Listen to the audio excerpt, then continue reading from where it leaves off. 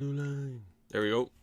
We are moving. We are going. It is 2 p.m. It is the Sunday service. Welcome to it. We're here. We're live.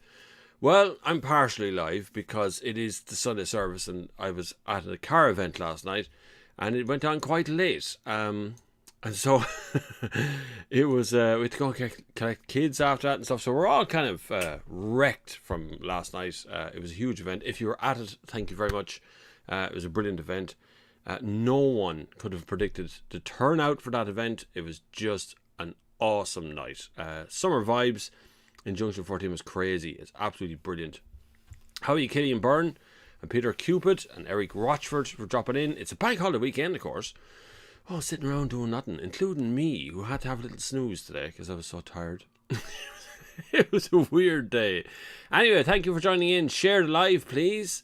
Follow the host, which is me, if you want to. Subscribe to the channel, it'd be really good. But if you could share the live and click the link, click the like button, should I say, for sharing this live to get as many people in as we possibly can. 50 of you just dropped into the room. Thank you very much. YouTube will share it out along the way. Yes, last night, the Sunday service crew went to the Summer Vibes meet, which was in Junction 14 in Mayfield. Hundreds of people. No one knew how many was going to turn up. We thought at best we were going to get maybe 300 for the car park and then another 300 or 400 who would turn up to look at that stuff. I have no idea how many people were there last night. It seemed like millions, but people seemed to come all over the place. So it was really good fun, though. It was really good spirits. Nothing happened at it. There's really no messing. Some loud cars, but God, cars are loud, though, aren't they? I think that's kind of what people want to come along and see. But it was a really good, humoured, nice event. Everybody seemed to have a good time. Just parking was the problem. We just didn't realise how many people want to come along to the event. There was families there. There was kids in prams. There was dogs. There was everything. Everything came along to last night. So it was absolutely spectacular night out. We're being asked to do it again in other locations as well. Huge amount of interest this morning about doing it. I just don't know. I just don't know how big of an event I could do the second time. I only promoted the event really myself and Jason McConnell. Just promoted, just went, yeah, well, it's on here. But we do that for every event, and we go along to some of them as well. So we do it for pretty much every event. You find it on our Facebook page. You find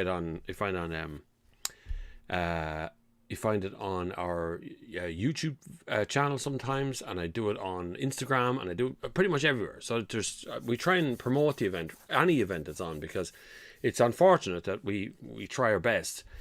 Often things go against us on these things, but sure, there's not much you can do about it either, you know. Sometimes people just can't behave themselves. And if they can't behave themselves, everyone's warned at these events to have what we call a full windscreen, which is an NCT, tax and insurance, discs, all up to date, all normal. To have a perfectly legal car, which is the other part of that as well, you know. There is a certain amount that goes on. And to behave themselves. Things that we don't accept at car meets is burnouts, it's donuts, or any of that behaviour that is antisocial behaviour. We would discourage that every time. Last night 99% of people parked up, and then when time was up, it was kind of around 10, I think most people were starting to head out again. But it was full yesterday by 6, and it wasn't supposed to start till 7. The whole car park was full, and there was queues coming into it. We had no idea that many people were going to come. Crazy.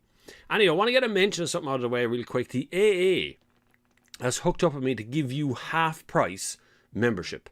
So it's a £5 a month, which is just a tiny bit more than a cup of coffee. There is a link in the description down below. Join up, because you can join up and be, even if you're a passenger in someone else's car, you're the AA member that can get them in. That's it. Sweet, isn't it? Especially if you got kids on the road, or you got people out in your car. You have your car, you are a member. So if you're letting your young people out there driving on their own, or they're newly formed drivers and they get breakdown, boom, AA is going to be there. The AA was there last night. Thank you very much, Paddy, for arranging the AA van there last night. Very visible at the front door of the places that were coming in with the big AA logo on it. So it was great crack. It was good fun last night at the event, and it was great to have the AA there as well. But if you want to get AA membership, and this is exclusive for this channel, for my followers on all the platforms, it is a bobflavin offer. a $5 a month for full AA membership, and you will be a member like me. I am also a member of the AA. If anyone's followed my Instagram, you would have seen me break down outside my own house and had to call the AA. So they came out and they fitted a new battery for the car and got me back on the road enough to get it all working. So it was really good. Like, it's a very good service. And once you're a member, and that's it. You also, which I only found out because the AA recovery and the AA insurance are not necessarily the same. They don't talk to one another. So two different people work on different parts of it. But I was changing my insurance recently, only a few days ago. And I rang around all the usual things I was doing. I tried some pricing comparison websites. They were garbage. I just thought the prices were just all over the place. I tried some of the websites. I tried a couple of brokers. All told, I tried with 4 different insurance companies, but through different means of getting quotes from them. And I found the AA to be the cheapest by quite a long way. On my TikTok, I may have made a man in the AA who works there very famous. But anyway, that's okay. He probably would be very happy. We got our new insurance, and we are with the AA. And when you're a member of the AA breakdown system, you get a discount off your car insurance. So you can save twice. And that's not an ad. I'm just telling you that's how it works. I didn't know you could do that until I told him I was a member. And he went, "Oh, you're a member. That's what sorry, it was fun." Lovely. Anyway, Eric Watcher, good afternoon, everybody. Peter Cupid is here as well. Killian Byrne is Killian from Byrne TikTok. Good man, Killian Byrne. Levi Pender, when's the next meet? I don't know. I haven't a clue. Myself and Jason were talking about it last night. We had some conversations.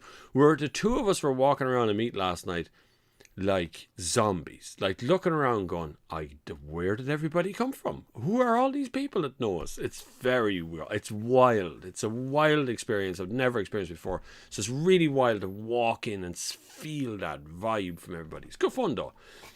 Joseph Hanlon, how about great event yesterday? Even got a pic with you. Come on, Joseph. Loads of pictures yesterday floating about, and I got tagged a million times this morning in videos and pictures on TikTok and Instagram just from the meet last night. So it was really super to have you all there, and everybody's going to have a really, really good time. There's Automotive L3. Joseph, it's me, Killian. There's the other Killian. Nolan Suto. Ford is your one sales in Albania. Ford of Mondale. 2 years now. Satisfied. Don't understand the critics. I don't really. Ford are making pretty good cars now. I had a Focus recently, an EcoBoost one, a mild hybrid, which I don't like mild hybrids. I wouldn't be into the mild hybrid thing. That doesn't work most of the time. But the car itself handled very well. It was very stylish. I really liked the car. I don't think the mild hybrid really helped it at all. It doesn't do anything. I think it's kind of it's just a plant by car companies to get under the CO2 emissions but still produce petrol engines. But anyway, the engine seemed okay, but the mild hybrid stuff wouldn't be bothered with. Joseph Hannon, Model Farmer says, how did the meet go? I wish I made a few TikToks. There would be a video on YouTube. I didn't even make a TikTok yesterday. Nothing. Didn't even get a chance to take a picture. Nothing. I'm so busy just walking. Every time I looked around, there was someone standing there with a camera to take a picture of me. So it was a brilliant night, but I didn't really get a lot of footage out. But there is tons of TikToks out today about the meet. I'm tagged in loads of them. I think people put hashtag summer vibes or hashtag junction 14 or something. But tons and tons of videos come out today out from it. There's other meets on today as well. Bundoran was on today. Hopefully everyone got the Bundoran okay, safe. And there's another one in Tullamore, but I couldn't make the one in Tullamore either. I just couldn't make it. I was just so tired. It was so late last night when we got in. It was after 12 when the wife and kids got home, because my wife was at the meet last night as well, running our store. We had a shop there last night selling little t-shirts and stickers, and we had summer vibes t-shirts. All told, we raised over €3,000 for charity. We're giving that to Barrettstown. So thank you everybody who bought a ticket. Unfortunately, we couldn't get everybody into car parks. It just wasn't possible. It was just too full. I hope everybody had a good time. I didn't see anything really negative about it this morning. So it's the best we could do. We thought we'd have about 500 people. We didn't. We had more than that. But it was really good crack. Peter, you cars here as well. I hope your family as well. What car have you got at the moment on test? We have more vans, please. More vans are on the way. You seem to all like vans. It's kind of a slow burner, but people seem to like the van videos. The car I currently have is a Toyota Supra, which was the star of the show last night. Apart from Jason McConnell's GTR, there seemed to be brilliant machines there last night. God, there was some cars like Soarers and Chasers, which were beautiful cars. I don't know why I like them so much. They're just gorgeous looking things. But they were there last night. But definitely last night, the most photographed 2 cars on earth at the moment is Jason's GTR and my Supra, which I turned up last night. Thank you very much, Toyota, for digging that one out of the back stores. It's been off the road for us, a 192, but it's a super car to drive. Oh, lads, the fun we had last night. And Dublin Car Club, Michael, thank you for coming along as well. He brought an M3, V8 M3 last night with him. We were here in Portlaoise. We gathered quite a group of people together around Portlaoise. I just put up an Instagram, and then tons of people turned up into the main square. Then we moved off up to Portlaoise Plaza. Then we moved off from Portlaoise Plaza back over to the other place. Just super nice. Really, really good fun. Mick Mulcahy's here. How are you going? David Cooper is here. Cooper. Thomas Galasheen. That's a good name. Squonk. Greetings from Worcester. I can never pronounce that name, lads. I can't even say the name of the sauce. What is it with Worcester? I can't. Anyway, regarding Orange Mazda MX-5 30th Anniversary Edition, do you recall if you had both rake and reach adjustment in the steering column? I don't think so. I think they were just rake. I think it was just rake on the MX-5. I don't remember reach. I always find it a little bit hard to get a comfortable position in two-seat sports cars. They're all the same. Same as that Toyota Supra as well. I always seem to find myself either a little bit too far back from the steering wheel or a little bit too far back from the pedals. It's always one or the other. And I'm nearly certain the Mazda MX-5 had just rake, so just up and down on the steering wheel. Brilliant car though. I do love them. Levi Pender, I met you last night when you were walking back from the Leon clean car, by the way. Yeah, I know, we just got it done. Our Leon is fully past NCT. Thank you very much to Andy Buckley, who sorted out a brand new front bumper and grille and headlight for me, painted them all and put them on the car for me. Did the whole job in one shot. Absolutely gorgeous work. Daltons.ie also did most of the servicing end of stuff. They changed out my water pump, my timing belt, and I paid for all this. This is not an ad for either one of them. I paid normal prices for these things. They did all that kind of work. It was absolutely brilliant, and the car passed, sailed through. It actually failed first time around. For the very first time in history, my Seat Leon failed the NCT of a little clip on the top of the headlight that stops it moving about, which has been broken for a long time because we crashed it ages ago. Like, it was a little ding in the front that broke the headlight. But they failed that anyway, and we went off and we decided we're going to get a new headlight instead of getting a new clip. And then Andy Buckley stepped in and said, why don't you just, because the front bumper's a bit damaged as well. So we got a front bumper, we got the grille, we got the whole thing. I'm going to polish it up today. We might do some sort of a valid video or something on it as well. Not me valid, but I get a validator maybe to come down and show what a validator does. So we'll see what happens. But it was at the meet last night. My wife was running the shop from the boot of the Leon last night. And everybody was gathered. There's great drone footage, actually, of the crowd around the back of the Leon, all trying to buy things like the t-shirts and stuff. You can buy the t-shirt, bobflavin.com, if you want to buy this t-shirt. It comes in black, and it comes in a sort of an olive green as well. Very popular last night, actually. People were buying loads of them. And the summer vibe stickers, which everyone wanted. The little circular one sold out in about an hour. The long square one, we still have a few of those in stock. I'll put them up on the shop as well if people want to buy them. Proceeds, we're going to send the donation onto the group donation that's going in as well. Raymond Grace is here as well. Kieran M, what time do most people go home? 10 o'clock. We're basically pretty much emptied out by 10-ish, 10, quarter past 10. It took a while to get everybody out because Junction 14, the layout of it is just one entrance and one exit. So we thought that was going to be a massive advantage for us because then you can kind of choke traffic going in and out of it so people wouldn't be going in fast. But in actual fact, it kind of worked slightly against the meet last night because it's very hard to get people out because everybody wants to see their car and show their car on the way out. You know, the exit of a meet is nearly as important as the actual meet itself. And so people kind of lined both sides. We had everything. A Tesla turned up last night, which I was amazed at, towing a speedboat, or rib, on the back of a proper trailer. And we couldn't put... We got him in, but we couldn't put him and the trailer into the charge point. So we left the trailer and the boat on the main entrance, and we let the Tesla go in and charge up, and then we brought the Tesla back out, and I stood there and helped put the boat back onto the Tesla, so the boat and the Tesla drifted off. I was watching this Tesla heading away with a rib on the back of it, a full-size trailer, and I thought to myself, well, you know, that's it. That's the argument about electric cars are now over. I think we can just let it go now and move on with our lives. I think electric cars are here and working. Another good thing is, coming up soon, I'm actually going to take a holiday. I'm going to take a little week off. But what I'm going to do is I'm going to get a camper trailer and we're going to put it on the back of a Skoda Enyaq. and we're going. That's my holiday is working, so I'm going to test that out. So if I run out of electricity or run into trouble somehow with my little trailer, I'll very quickly let you know. GP O'Rourke, Bob, you haven't put up a car review in a while. Well, there's a van review yesterday. Any reason why you're just concentrating on other things? At the moment, the car reviews are lots of catch-ups. So there's actually very few new cars that's coming out. Most of them are cars that were sitting around last year or were out last year anyway. That'd be one reason. But also because I throttle it back in summer, because you get a lot less views in summer than you do in winter. So every year the channel does this build all the way across Christmas, then it starts to drift off into spring, and then it goes all the way down towards summer, and then it'll come back up again in September. So once it starts to come back up again, you get more videos. So videos are just once a week. That's all the videos are right now. But that's because I would normally give you 2 videos a week and then a live show as well. So you get 3 videos a week. So it's quite a high content channel. But I will be bringing back much more emphasis on the YouTube channel this year. For the second half of the year, going to be putting out tons of content, including barn finds, including stuff that you can't find anywhere else. Things that are not on necessarily the press release, just tons of stuff is going to be coming out later on in the year, and that will begin from about next week onwards. Actually, we're kind of moving into August now, so it'll start ramping up into August, stuff that's happening out there. Also, travel is back. I'll be going over to Frankfurt and going to Poland, Gdansk, and going over to there's a truck show in Manchester. I think I'm going to that as well. There's a ton of things coming up, and I'm going to go to that stuff too. I'm supposed to go on a 1-day trip as well to Paris, but I don't want to do 1-day trips. I think it's really bad for the environment to do that.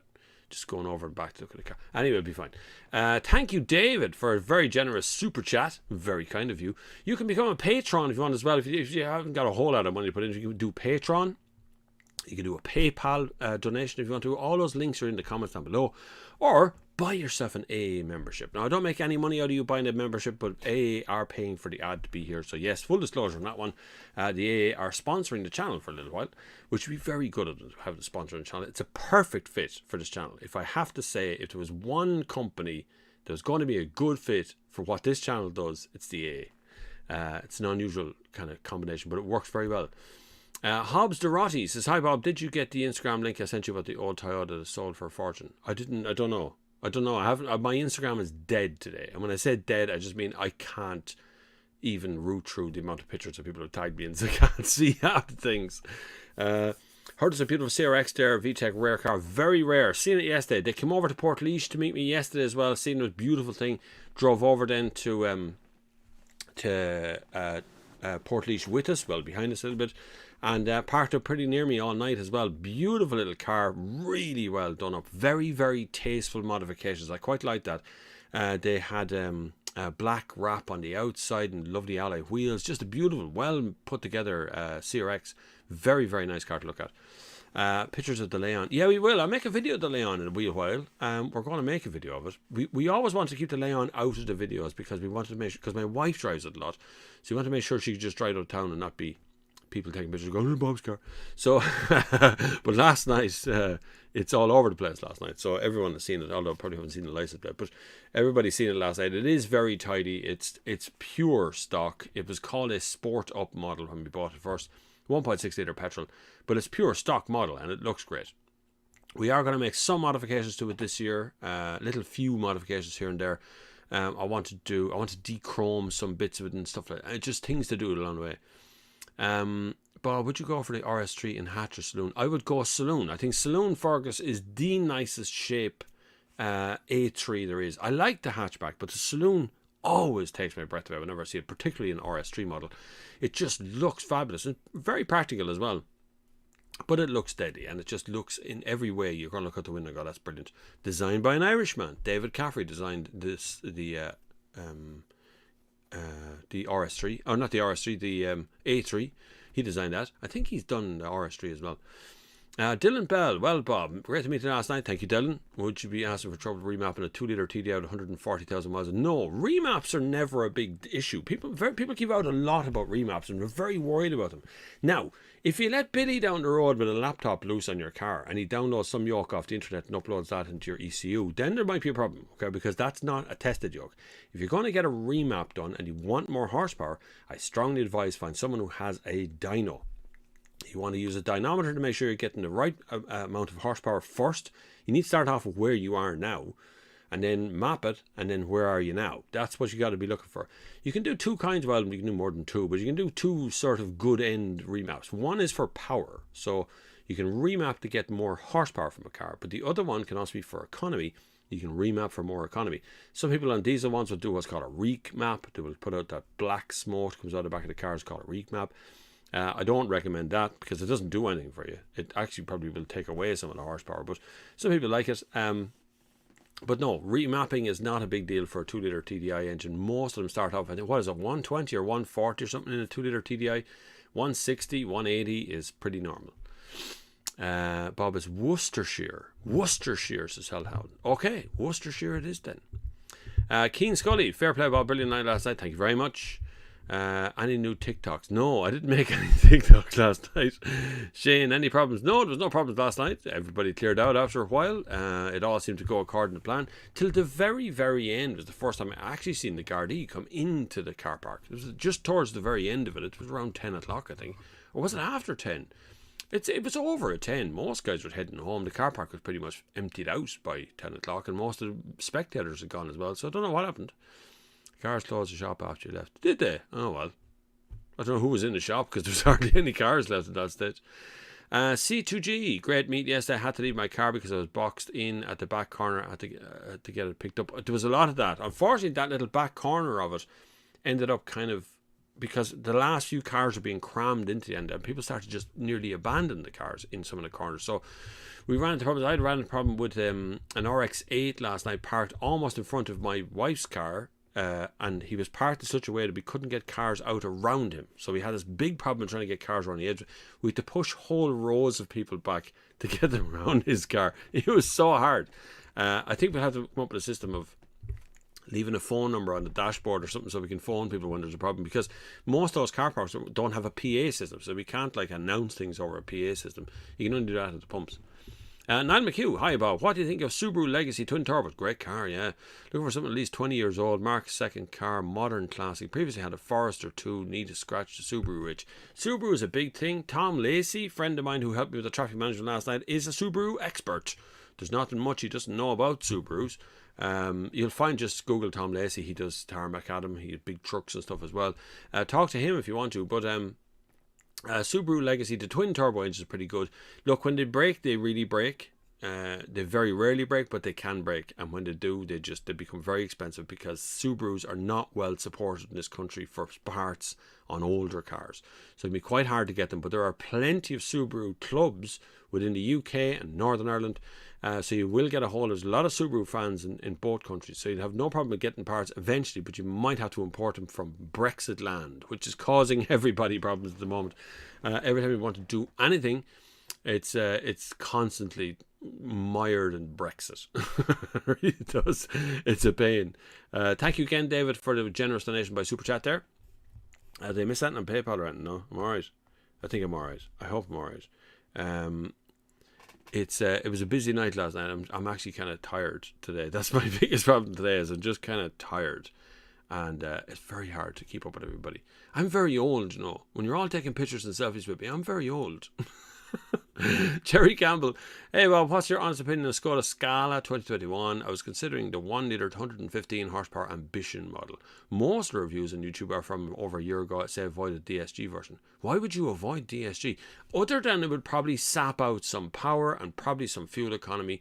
DSG is very comfortable to drive in a city environment. You know, if you're in a town, the last thing you want is a manual anything, really. When you're driving through town traffic, you stop, start, moving forward, going back. You just lose your mind changing the gears all the time. DSG is not a big issue for me. The car is okay. It's got a lot of room in it. It's not brilliant to drive. It was designed to be a reasonably priced small 5-door hatchback. So it is that. 1 litre 115 horsepower is a lot of horsepower, and there's a turbo involved in that as well. It's a 3-cylinder engine. It should be reliable. It hasn't proved to have any problems with it. The Scala now is gone at this stage, right? They don't even offer it anymore. So just, you got to be kind of aware that these things come and go. They'll start to get rid of them off the market as they don't need them anymore. but it's still a lovely car. I had no problem with it. I'd go with the 5-door manual for myself just because we wouldn't be driving it every single day. But if you're driving it every day to and from work, I have no problem with DSG. Luke Gibbs, sound for the AA membership, great deal. It is a great deal. It is actually half price, by the way. It is. It's like a little bit more than a cup of coffee now per month. You're probably paying more for Netflix. Like if you've bought Spotify over the last few months, you're paying $9.99. This is the AA, full cover for your AA van or AA car insurance or AA car recovery and support and stuff. And it's a $5. Like you can't get a deal like that anywhere else. I don't even know how they've done that. And it's only for me. It's scary, isn't it? Ben Moore. Hi Bob, great meet yesterday. The Only Van sticker looking well on my Civic. It is. I have one still here. Only Vans. One of the early ones. This one is Only Vans. There's some big ones. There's some little ones. We got little ones. We got tiny ones as well, which is weird. These proved quite popular. Little tiny ones last night. And we had the Summer Vibe sticker, which sold out. The little circular disc. If you got one of the circular disc stickers last night, it flew out the door. Everybody bought one. It was gone in the first hour, and I'm scared to get more of the things because it was only Summer Vibes. We're trying to plan other stuff later on in the year, but I think we probably need a bigger venue. That is our biggest problem right now. Venue capacity is a big issue because cars are big. Did you know that? Do you realize how big cars are? They're large. They stretch out a good bit. So it's a weird one to see last night, to see how many cars we get to a car park. And then realize we got as many in as we possibly could, and it was still way more than we thought was going to come along. One of those internet things, really, you can't sort of legislate for it. You kind of go, we're having a meet, here's where the meet is, this is the time it's on, and then you hope that a few people are going to turn up. There was actually other meets on yesterday. There was one in Newry, I think, last night, or Navan? Newry, I think. There was one yesterday, a Cars and Coffee one down in Waterford. It was on before hours. So we thought there wasn't going to be that many people coming because they would have all went to those other meets. But no, it's chaos for a while. Much Reeky Oaks there last night. There was a few, yes, the Reek was positive last night. There was a few there, all right. Nothing too mad, mind you. But there was no one was revving up for long periods of time or none of that. That just disappeared. We were trying to cancel out. We're trying to get rid of that sort of image. Literally, there was no other problems yesterday. Everybody left on time. The meet was over. There was another meet on today in Bundoran. I've seen lots of texts coming at me today saying that they're going on to Bundoran this morning. So people are making a full weekend out of all the meets. There is a thing on a Mondello on Monday, but I don't think they can have viewers at it. I think their viewership is still right down. I don't think they can actually do anything about it. So that's on Monday. It's a Drift Games one that's on Monday. So I don't know what they're going to do about that. Unreal says, hi Bob, do you think a better petrol Honda Accord or Saab 93 Vector? So the Honda Accord is going to be a lot easier to get parts for. Unreal. That's your big thing there with the Honda Accord. The Saab 93 Vector is a beautiful car. I'm hands down way better to drive and a nicer car all around. But when it comes time to look for stuff for the car, parts, particularly body panels around this sort of stuff, you're going to struggle. You're going to have to go to the car clubs to try and find them. You're going to find it really, really difficult to get bits and pieces for them. But they are a super car. 93 Vector is a brilliant car. Looks great. Has some novel little features, like it has a night mode on the dashboard. Just lights up the speedo in the middle. It's quite nice at night time actually. And it's just a beautiful, beautiful car. But you'll find it much easier to get the parts for the Accord. I don't like Accord the way they drive. I know it sounds very weird, but I don't really like the way they handle or something. Maybe it's just me. We had to park on a slip road back onto the M7. Unfortunately, Ben, that's what causes problems from a Gardaí perspective, which we didn't want people to do, was to park on the slip roads. Obviously, it's like it only takes one to do it. Once one person does it, then other people follow like sheep and they go, right, we'll just park there. But by the time I'd heard that people were parking on slip roads, we walked out. We were coming out from the inside. It's quite a distance out. It's nearly a kilometre from one end of Junction 14 to where the actual slip roads are. People were already doing it and walking away, and it was really hard to tell people just like there's no space. Even ticket holders, and thank you very much if you bought a ticket to it last night and then couldn't park at the bleeding thing. People were arriving yesterday from 4 p.m. for that meet last night. I got a phone call at 5:30 saying this is starting to fill up here really, really quickly, come over. And by the time I'd reached there at about I got there about 25 to 6, I think, or 5:15 or something. I can't remember what time. Myself and Jason put up at the same time. There was already maybe 100 cars there. So it filled up from by 6:05 it was full. That's what happened. And then by 7 o'clock when the event actually started, we just couldn't fit any more people in. It was mad. They were in the pumps, they were in everywhere. So it was a kind of a crazy event last night. It was under control completely, but once people started parking in weird spots, we just couldn't find the owners of the car. We couldn't find nothing. You could find nothing. So unfortunately, yeah, it did stream out in the M7. But you've no way of telling how many cars are going to come or how many people are going to come. We had so many parents last night drove their kids to the event from Cork, from Donegal, from Galway, from Drogheda. We just had people come from all over the place just to come to the event from everywhere, and not car people. They were coming in like Citroen C4 Picassos, just turning up in normal cars and talked into it by their kids. It was crazy. It was great crack though.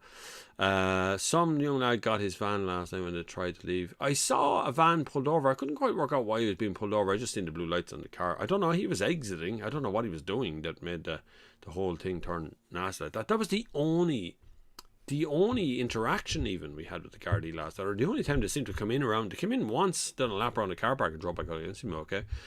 But the only interaction we had last night with the cars was that very last, when it was over, essentially. Everyone's exiting and the car parks were emptying out. Not emptying out, empty more or less.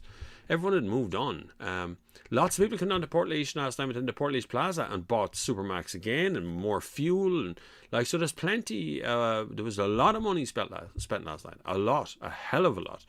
I don't know. I haven't talked to Junction 14 today. But I do know, looking at the queues to get into any part of Supermax or any part of the food areas, it was packed. It was just full last night of people trying to get some food. So there must have been plenty of money spent last night from everywhere. And all the way home and all the way there, we had people cruise from Limerick. We had lads coming in from everywhere to come down to it. So it was a pretty busy night.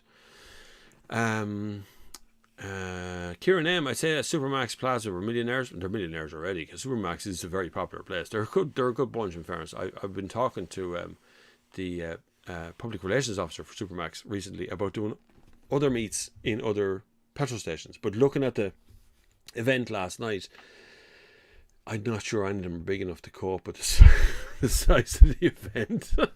The problem is when I put up a TikTok saying, we're going to have an event here, this is going to happen there, that it fills up very quickly. So much so people are asking me to talk about their events as well on their stuff. So it's quite hard to do.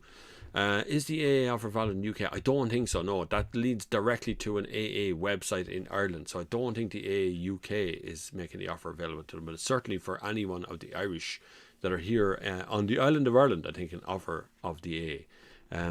It's good. It's all the cover. It's the full cover for a £5 a month. All of it. Not little bits of cover. This is the actual cover. Same covers I have. I have the same thing, which will pay me dividends when I have a 14-year-old car. My Leon's 14 or 15 years old at this stage. Take me snap. For average person who has very little knowledge of a car works and you leave your car in for an oil change, how do you know the oil is changed? Well, changing the oil, they would normally change the filter as well, right? So first of all, lay down the rules. When you're walking into a place to get it serviced, ask them what they're going to service for the price. Ask what happens in that service. So, does the service include an oil change? Or is it an oil change and oil filter? Or is it an oil change, oil filter, air filter, spark plugs, glow plugs? What are you paying for? There are different levels of service. So there's major services and minor services and all that sort of stuff. If you take just an oil change, the easiest way to figure out whether someone changed the oil or not is the oil will change colour. So old oil will be quite dark, very black. Get a piece of tissue or get a piece of cloth and wipe it into it to see how black it is. When they've changed the oil, it'll turn into what looks like honey. Essentially, it'll turn into this very loopy, very thin, runny honey. So that's what oil should look like when it's brand new.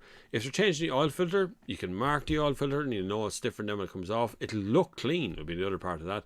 Although that's easy to fake. The brand will probably change, but I would mark it if you're really interested in making sure that they've changed the oil filter. Mark the oil filter before you go in. Most people can see an oil filter just looking down the engine bay. But that's how you know people are after changing the oil for you. Like, oil is an easy thing to change. You could literally change the oil yourself. The problem is disposing of your old oil. Do not pour it down a drain. God, that is an environmental disaster. You can bring it to garages and they will dispose of it for you. There is oil recycling in most of the recycling centres. The one here in Portlaoise, we have a big recycling centre outside of Portlaoise. They recycle oil here as well, so you can just bring it there and they'll do it there for you. But generally the colour of the oil will tell you how old the oil is. The darker it is, the longer it's been sitting inside that sump. If you're going to do an oil change, some people use these siphon things. You can pump up a siphon, you put down a tube into the oil filter cap, and you can siphon out all the oil. I don't know whether that's a good thing or not. I don't know. It's hard to tell, because it seems to it's going to leave some oil in there, right? It's going to leave some sort of a scum, or it's going to miss some of it along the way. It's only a tiny little tube, whereas opening the sump actually lets it all come out in one go. The watch I'm wearing, Martin Cleary, is a Garmin Fenix, is what that watch is. It's a smart watch with all the smart features turned off. That's it can do. It's not color screen or anything like that. The battery lasts about 8 weeks in this. But it has a Bluetooth connection to my phone, which gives me all the health data, and I use it for running. It shows you your heart rate, does all that sort of stuff. But I turned off all the notifications because I get enough notifications in a day without my watch telling me how many notifications I have. So I just turned it all off.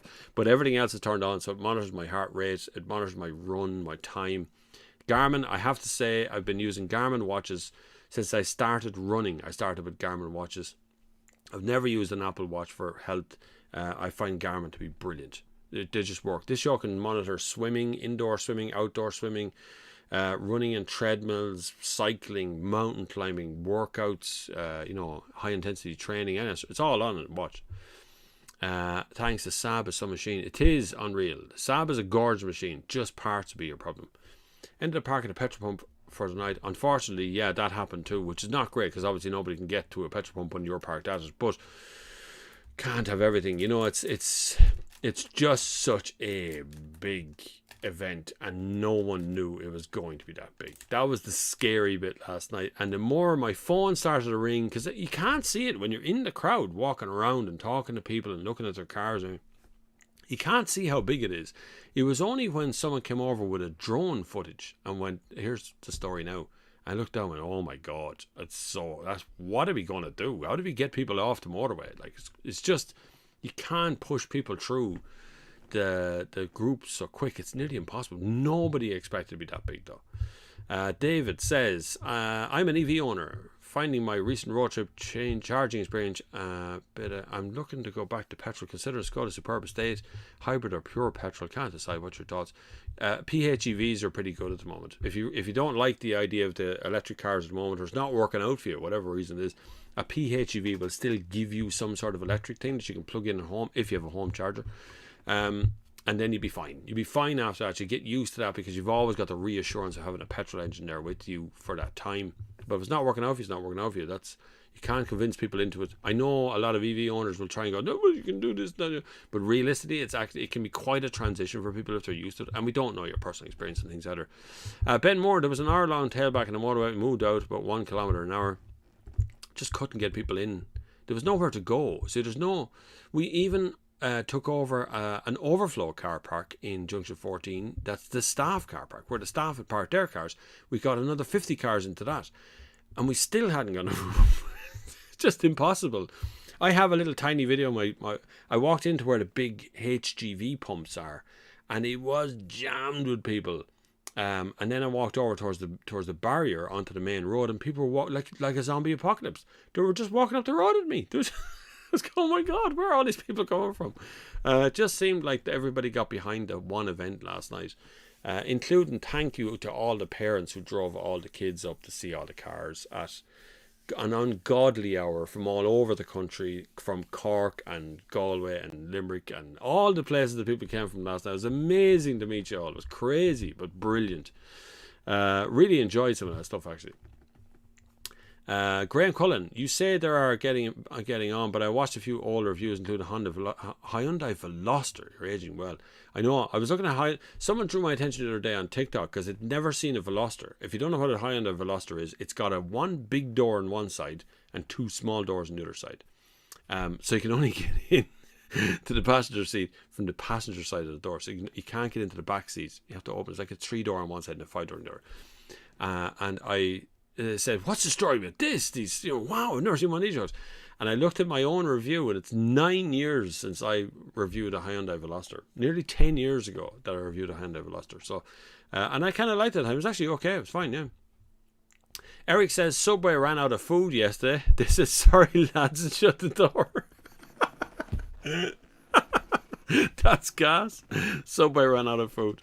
At one meet, I tell you, there's people counting tills this morning that are still counting since last night. That's what's happened since then. The money must be huge. We will try and have another meet. We just need somewhere, I think, a bit bigger. That's the problem right now, is we need a bigger location. Ben Moore, between the GTR and the S13 and the Purple Focus, my ears are ruined. Yeah, I know. My wife was having a great crack, because she was like 4 car down from those who were revving up on their kind of limiter thing. When they go up to the limit. It's cool for the first time you see it. The second time you see it, it's like, I've seen this before. And then the third time you see it, it's like, hang on, it's like, this goes on all the time. It's like when Jason started up the GTR last night, and I was standing there going, I've seen this before. I walked off. But it's good fun, though. It's good fun. And people come and film it, and there's flames on the back of the cars, and it's just super cool stuff. The stuff you would pay money to see, this stuff up close, and there it is sitting in a car park right beside you last night. And that's why these things are really that's why they're very popular. People want to come along to these things because it's just something to do that isn't COVID. It isn't lockdown. It isn't being stuck in your house, not watching on TV. You're actually going along, you're experiencing the smell, the sights. I'll be coughing up bits of rubber for the next 3 weeks because the fumes at it last night, I'd say our carbon offset might have been a bit much last night, but my God, I had no idea there was still that many modified cars in the country. There is so many of them, and really well done ones. There's a Chaser that I really like, and a Sword that was there last night. The sound of them were beautiful. Steve McCormick, don't be afraid to ask what type of oil they're putting in. Yeah, that's also a good thing as well, because they will put down, there is minimum standards for oil. So most, like Volkswagens, have 50501, 50502. They've got these minimum standards. So some cars are quite fussy on their engine oil. Other ones are a little bit less fussy. But generally speaking, you can check what kind of oil to put in. But make sure you always know. So if you look at a €99 service, or a €150 service, or a €200 service, ask what it is. Ask what they're going to do during that service. Is it just the 100-point check thing? I'm not sure that does anything. I don't think that does that. I think that's just hooking it up to a computer and going through it, and then having a look at a few things around the car. I'm sure it picks up a few bits here and there, but I wouldn't use that as my bargaining chip. I want to physically know they're going to change the oil filter, the air filter, the spark plugs, the diesel filters, cabin filters. I want to know that stuff. That's where I want to be going on. What's that? Tara Track M97. Do you have an overall number of the amount of people in cars? No, I have no idea, because you can't see it from the ground. So we had no idea. We're waiting for the guys with the drones who were there last night, filming absolutely everything, as to what kind of numbers were there. I've heard everything from 800 to 10,000 in the one night, but it's very much a perception thing. You look at it and you go, wow, there's a lot of people here around. But I didn't even get over to the other car parks. I only got to the kind of main car park where everybody was, and in the main drag strip in and out was my sort of area that I kept monitoring and pushing people back off the roundabouts. And that's very hard to do, as people want to crowd in because they all want to film the cars as they go by. Maminsk is here. Some oil change shops offer to pour a couple of quarts of oil through your engine for a small fee. Does this actually remove any sludge or gunk or waste of good oil and money? It depends what they're going to pour through. There is some chemical stuff you can use to put into your sump before an oil change. That can happen. You can do that too. So we used to sell that in Newbridge Auto Parts. I can't remember what it's called now. I never used it. I prefer to just put in clean oil. Will always clean out dirty oil. If you're servicing regularly, the old oil will come out very easily, and I mean just it'll pour straight out. If you're servicing on schedule, if you're letting it run on for a long time, like an extra year, you might find it will gunk up inside, and the car will become loud and weird and difficult to service. So you will get stuck with stuff. But I wouldn't put in extra oil through your system. Nah, I wouldn't bother with that one. Froggle Rock says, you want an old airfield for the meet, Western Airport in Lucan or something? Yeah, unfortunately, Western Airport deal with Runway Club. And I don't seem to be able to get interest from them to do anything other than Runway Club. And I'd love to, absolutely, positively. If anyone knows someone in Weston Airport, I will certainly talk to them, and I will give them 10,000 people on site in a blink of an eye, because the waiting list now to get into meets will be very difficult, because we're trying to figure out a way that we can do it where we can control the amount of people who are actually coming. I mean, it may mean even making a private meet, which will restrict numbers down straight away, because last night it was just nowhere near chaos. Everyone was very well behaved. Everyone came in and went out and did all their thing. There was a couple of weirdos there, but you can't do anything in the country at a sporting event or any other kind of event without attracting someone who is not going to be very nice. But generally speaking, everyone was very, very well behaved last night. But I think the numbers descending on the one spot is very difficult to try and control when you're not ticketing the entire thing. And the tickets last night raised €3,000 instantly that was raised a couple of weeks ago, but it's in Eventbrite. Eventbrite don't pay out that money, and they won't pay it out until the 4th or 5th or something of August. So that's going into the funds, and apologies if we didn't get in last night. I just unbelievable number, really is.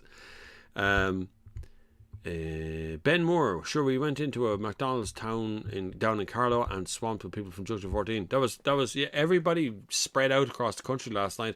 I know. I got phone calls. It's like having a little network of people out around the place. I got a lot of text messages, a lot of little DMs and stuff saying Portlaoise Plaza is packed with people trying to get Supermax now. I heard about Carlow down there as well being packed with people getting Supermax. It's wild how an event will spread out the profits across other places as well on the way back. It's like crazy. I got nothing to eat yesterday. We ate something at lunchtime here. I remember what he had. Some sort of omelette or something, or beans and toast or something.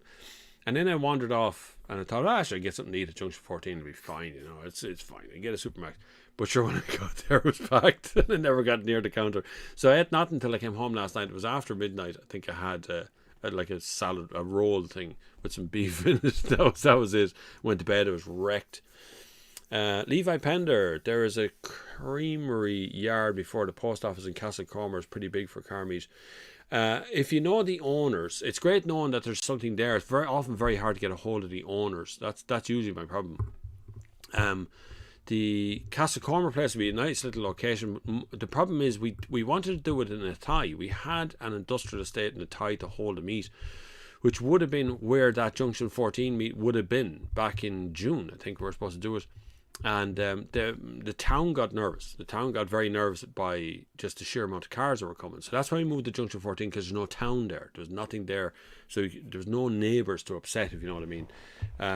But it turned out then we ended up with way more people there than we thought it was going to be. Just didn't realise it was going to be that big. And then they were all just like chaos. So we couldn't. Then it's kind of we brought all the people we were supposed to bring, but we brought too many. It's just too many coming.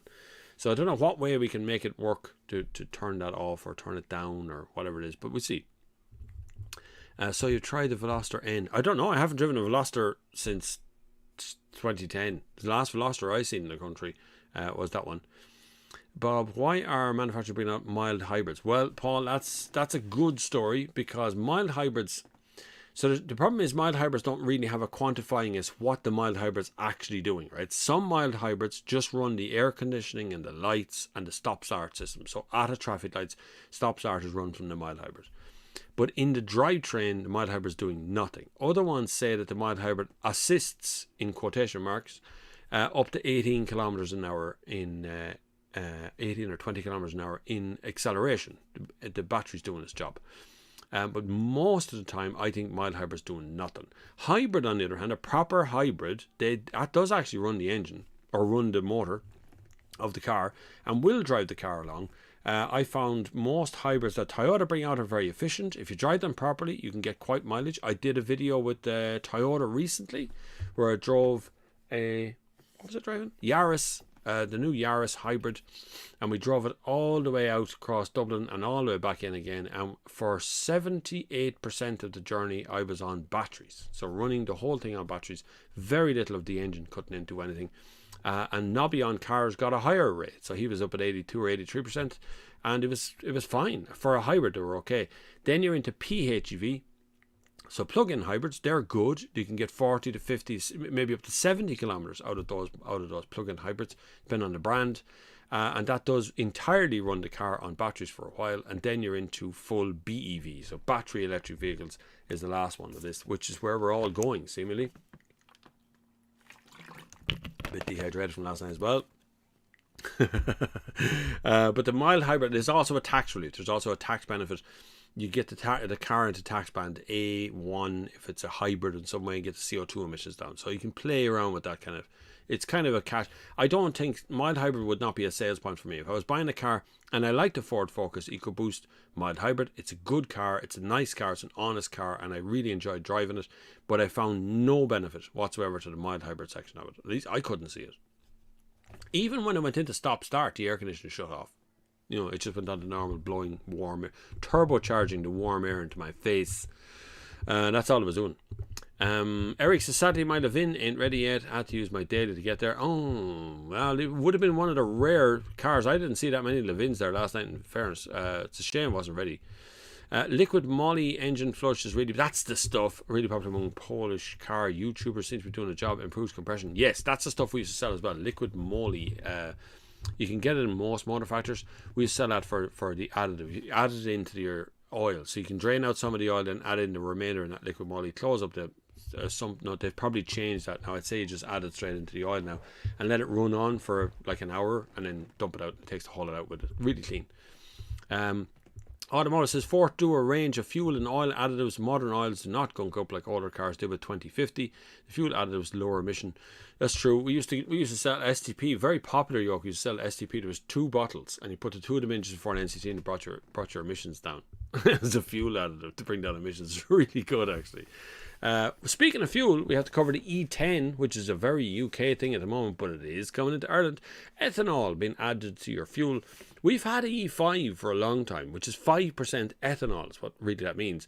It's going to E10, which is 10% ethanol. Now, ethanol is a bit of a drying agent. It's drier fuel than petrol is, and it's far drier than diesel. Diesel is like, diesel will wet your hands. You can feel it, oily substance on your hand. You can smell it on yourself for a long time, but petrol just evaporates. It's just gone. But E10, realistically, all the things I can find out about it, does nothing to your engine. Unless you have a carburetor. That would be the only thing. You'd have to go a long way back to find a car with a carburetor in it. But if you've got a carburetor in a car, then you might have a problem with E10. It won't burn properly, won't compress properly. There are additives to cancel it out, but ethanol is a renewable product, so we can biomake it. It's not a fossil fuel, in other words, but it does seemingly have a higher content of NOx, so that's the drawback of that. So while it's good, it also has a bad offset in that there's stuff coming out we don't like as well. But E10 is no harm for your car. Don't panic if you suddenly see it. If you've got a petrol car, diesel car, and E10's on the thing, it should be okay. Just to understand what fuels you put in your car, should be all right. Francis Begbie, what's the price? That's a very angry man. What's the price of diesel over there? Going through the roof here, regards from Scotland. It is very high here as well. It's supposed to go down. The price of a barrel of oil went down a week ago or more now at this stage. We should be seeing a reduction right now, but it seems that they're trying to support, because everyone's going back to work, so a lot of things are pushing up the price all the time. But it's about, last time I saw it here was 150 something for diesel, which is very high for us. Petrol was a little bit higher. Now that was in an apple green, which has those variable prices, which scares me. I don't understand that. They've all got different prices for the same fuel, which is kind of weird. But it is very high. Diesel prices have been high for a long time, and that's going to be a problem. Diesel and petrol, because still the vast majority of cars on the road are petrol and diesel, not electric. Electric's also going up in price, by the way, this year, in case anyone thinks you're getting very smug here with your electric prices. Electricity prices are going up as well, which will drive up the price of charging on the street, which last night all our charge points were full, which is deadly last night. Full of electric cars. Nobody blocked the electric charge points last night. It was lovely. Very nice group of people all night. It was good fun. Track M97 says, have you tried Dunleary Ferry Port, where the Drift Games was for an event? It's the town centre, so traffic might be bad, but the port's full gated with ticket booths.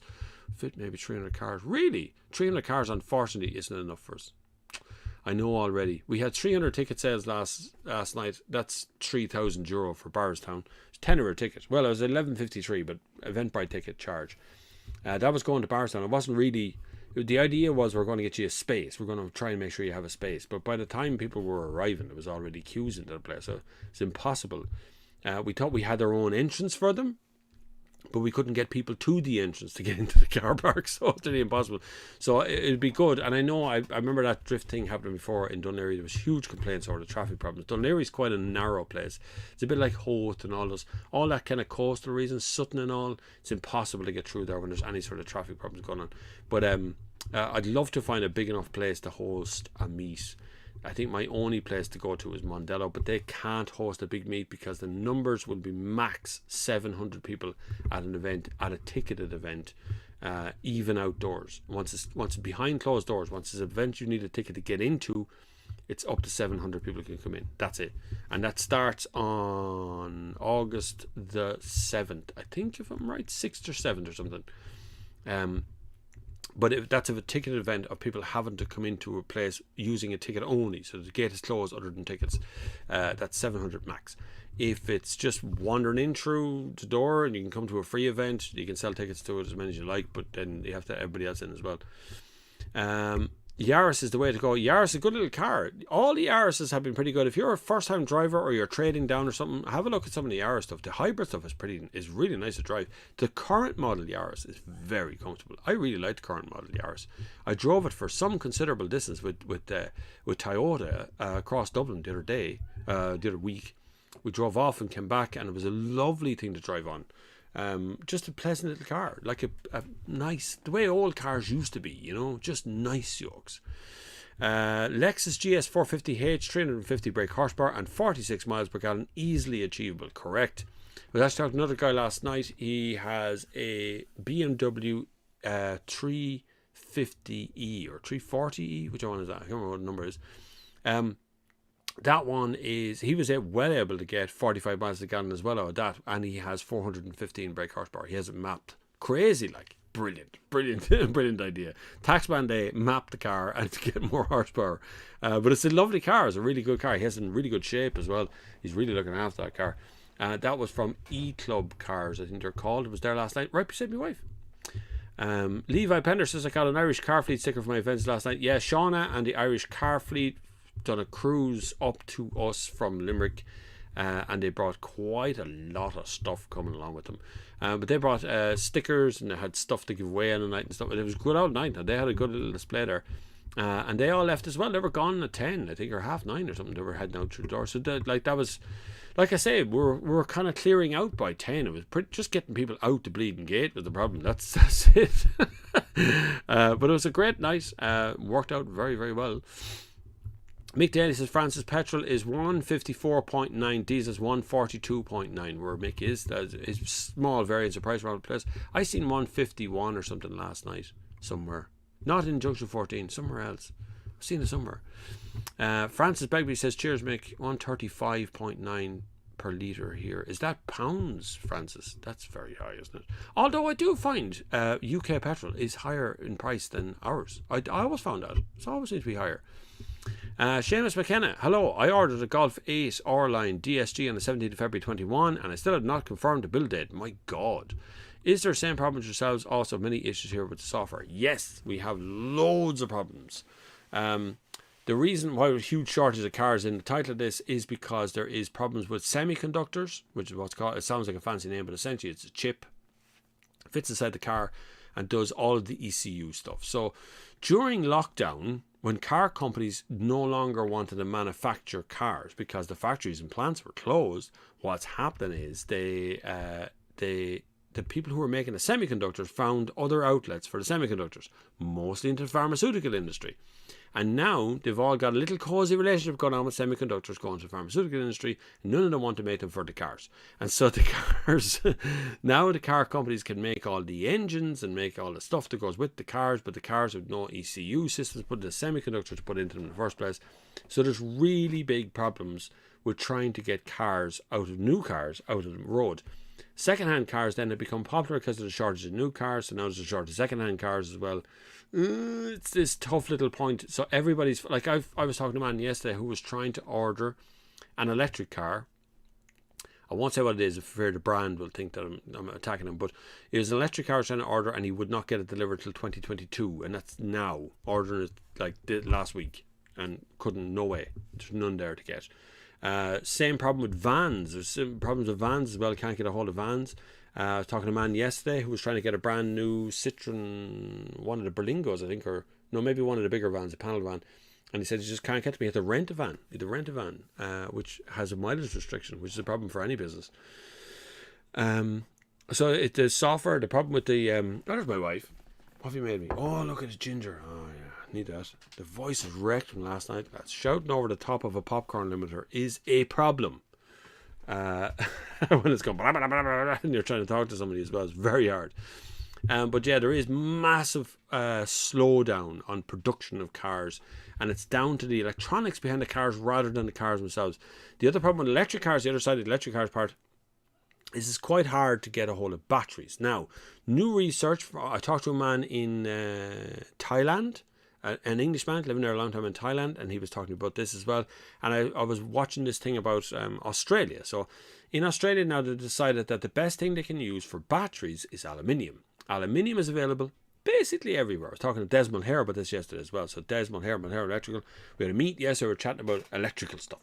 But this aluminium based batteries instead of copper based batteries. Now, aluminium does have a lower heat resistance, so it's hard to pass a bigger charge through, but it's totally possible to do everything we're doing right now with aluminium, which is far more common, which means we're able to make much more batteries for essentially the same thing, but it's slightly lower price as well. So the price of batteries is coming down the whole time, which may be good for us if you're looking for an electric car.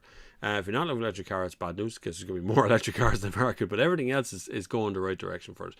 But the problem is, at the moment, it's very hard to get the precious metals required for lithium ion and for the lithium ion batteries we use right now. And it's going to probably get a little bit tighter as we get more and more cars in the market. There'll be more and more draw down on trying to get more batteries out there. There's the problem. Eric says, what about Galway Airport for me? I'd love to. I've struggled for a long time to get in touch with anyone about Galway Airport. It's actually owned by Galway County Council, and talking to them seems to be shouting into a black hole. If you work in Galway County Council, maybe you give me a call. Everybody has my phone number. Just give me a phone, or get in touch with me on social media, DM me, whatever you want to do. Galway Airport is my ideal airport. I would love to host a meet there. It'd be lovely. It'd be great crack. But yeah, I'd love Galway Airport has been the ideal for a long time. Did you see many Only Van stickers? I did see tons of Only Van stickers there last night. There's loads of them. Lads had them in the back windows of cars, cars and vans, and there's lads come up to the car I said to buy loads of them as well. And it was good crack. Like, lovely vibe last night. It had the summer vibe feel to it, which is really needed. Which would be like, that's what we all want, is more of a vibe, more of a thing to go to that you don't have to freak out about. You just have a good time and enjoy yourself at. It was lovely. No drinking, there was no messing, there was no nothing else. Just a really nice night. I didn't see anything last night. And it was really nice, but it was hard to keep control of people. People are very much into the bank holiday weekend feel, ready to go.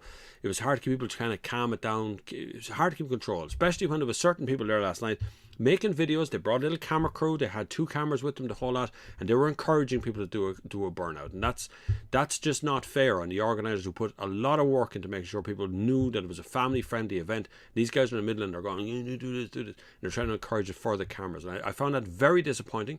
I found it quite insulting when I walked up and found that they were doing it. They were telling me they weren't doing it, and I asked them to stop, and they didn't stop. It was quite insulting, and I will find out what your name is, and I will call you out, because that was not fair. You were not invited to come along and make any videos there last night. You didn't ask permission whatsoever. You just turned up and started doing it. Then you started encouraging very poor behaviour. So that's, if you encourage it, they will start doing it, because they show off for the camera. So I was very disappointed last night to see that sort of stuff going on. That's just not fair on the organisers and on the place itself. That damages the tarmac. It damages the area. There's a high risk of someone being hurt when that starts to happen. That's why we completely discourage it. We don't want it at our event. If you want to host your own event and bring your own people along, they can burn out all they like at your event. Host your own event if you're that important to yourself. Anyway, Liam Hearn, if NOx is higher, what will it mean when it goes to the NCT? That's the problem. There's the problem. If it's starting to produce more NOx into the system and you don't have DPF working efficiently, that NOx is going to start coming out in NCT and you start to fail it, as your emissions will get higher. NOx is just a bad gas anyway, right? Okay, so it causes all kinds of health issues. It can cause lung cancer, it can cause all kinds of things. It's not so much of an issue now as we're starting to lose the amount of diesel. People have DPFs and they're cutting NOx emissions all the time, nearly zero at this stage. And that's going to continue. But if you put in fuel that produces more NOx, you've got a problem. Then that's going to continue going on. Graham Byrne ordered an ID4 in April. Still no sign of dealer thought by VW chip shortage was caused. That's what's causing the problem, is chip shortage. All electric cars at the moment have a problem. They're very electronic based, very software based, you know. And with every car company now jumping into the mix to make more and more electric cars, there's a lot of stuff going on right now that really everybody needs these chips. They need bits for their cars. They need semiconductors for the battery conditioning systems. All that stuff all needs chips, and it just isn't enough stuff going on. They're still ramping up from lockdowns. That's what their factories are still spooling back up to speed again. I'd say it'll be another 12 months before we actually see that spool back up to full speed again. I'd say by this time next year we'll see the queues drop down to maybe 3 months. I know a lot of people who have cancelled cars. They've ordered cars and they've cancelled cars because the wait is just too long. Just going to hold on to whatever they have for another year and wait. Because this time next year there'll be more cars in the market. Don't forget, we're releasing cars hand over fist at the moment. There'll be loads of cars that are coming out. So this time next year, I'm predicting we will have double the amount of electric cars we have now on the market. So twice as many will be out. Well over 20 models of cars will be on the market next year, because everybody's getting into it. And we're going to have electric car, other new companies come in, like MG came in this last year. We're going to have other ones come in like NIO or like Brilliance or Dongfeng or one of those other Chinese car companies will be coming into the country as well. When they come, they're going to bring tons of cars with them because that's what they do. They flood the market. Watch how fast dealers react to that one. Paul, I actually saw it. I'm going to be testing it soon. It's just a little electric car. It's €5,000. It's fully electric. It's a small thing. It looks like a bit like a Twizy with a proper door, roof and things on it. But it seems interesting. I'm going to have a little spin and see what it's like. But it's very interesting. It's going to be on the road, $5,000. Like, yeah, that's reasonably priced. If you're going to go and do the messages, like, or even maybe drop the kids to school, this might be enough for you. Paul S., have you driven the Hyundai Kona hybrid? Yes, I did drive the Kona hybrid, but it's an older one now. Hyundai don't particularly like me, or at least they don't like anyone as far as I can see. They really don't give out too many press cards to anybody, and I seem to be on their naughty list again, so they'll give out one eventually, but I seem to be very far down. But the Kona hybrid, I don't know. I find the Kona very plasticky inside. It always has been. And it's very small in the back seats. So if you set your seat up for yourself and then get in the seat behind you, you won't fit. I don't fit. That's for certain. I don't fit. There's one of the very few cars over the last couple of years that has such a small seat that I didn't actually fit in it. So I was quite disappointed by it, by the Kona.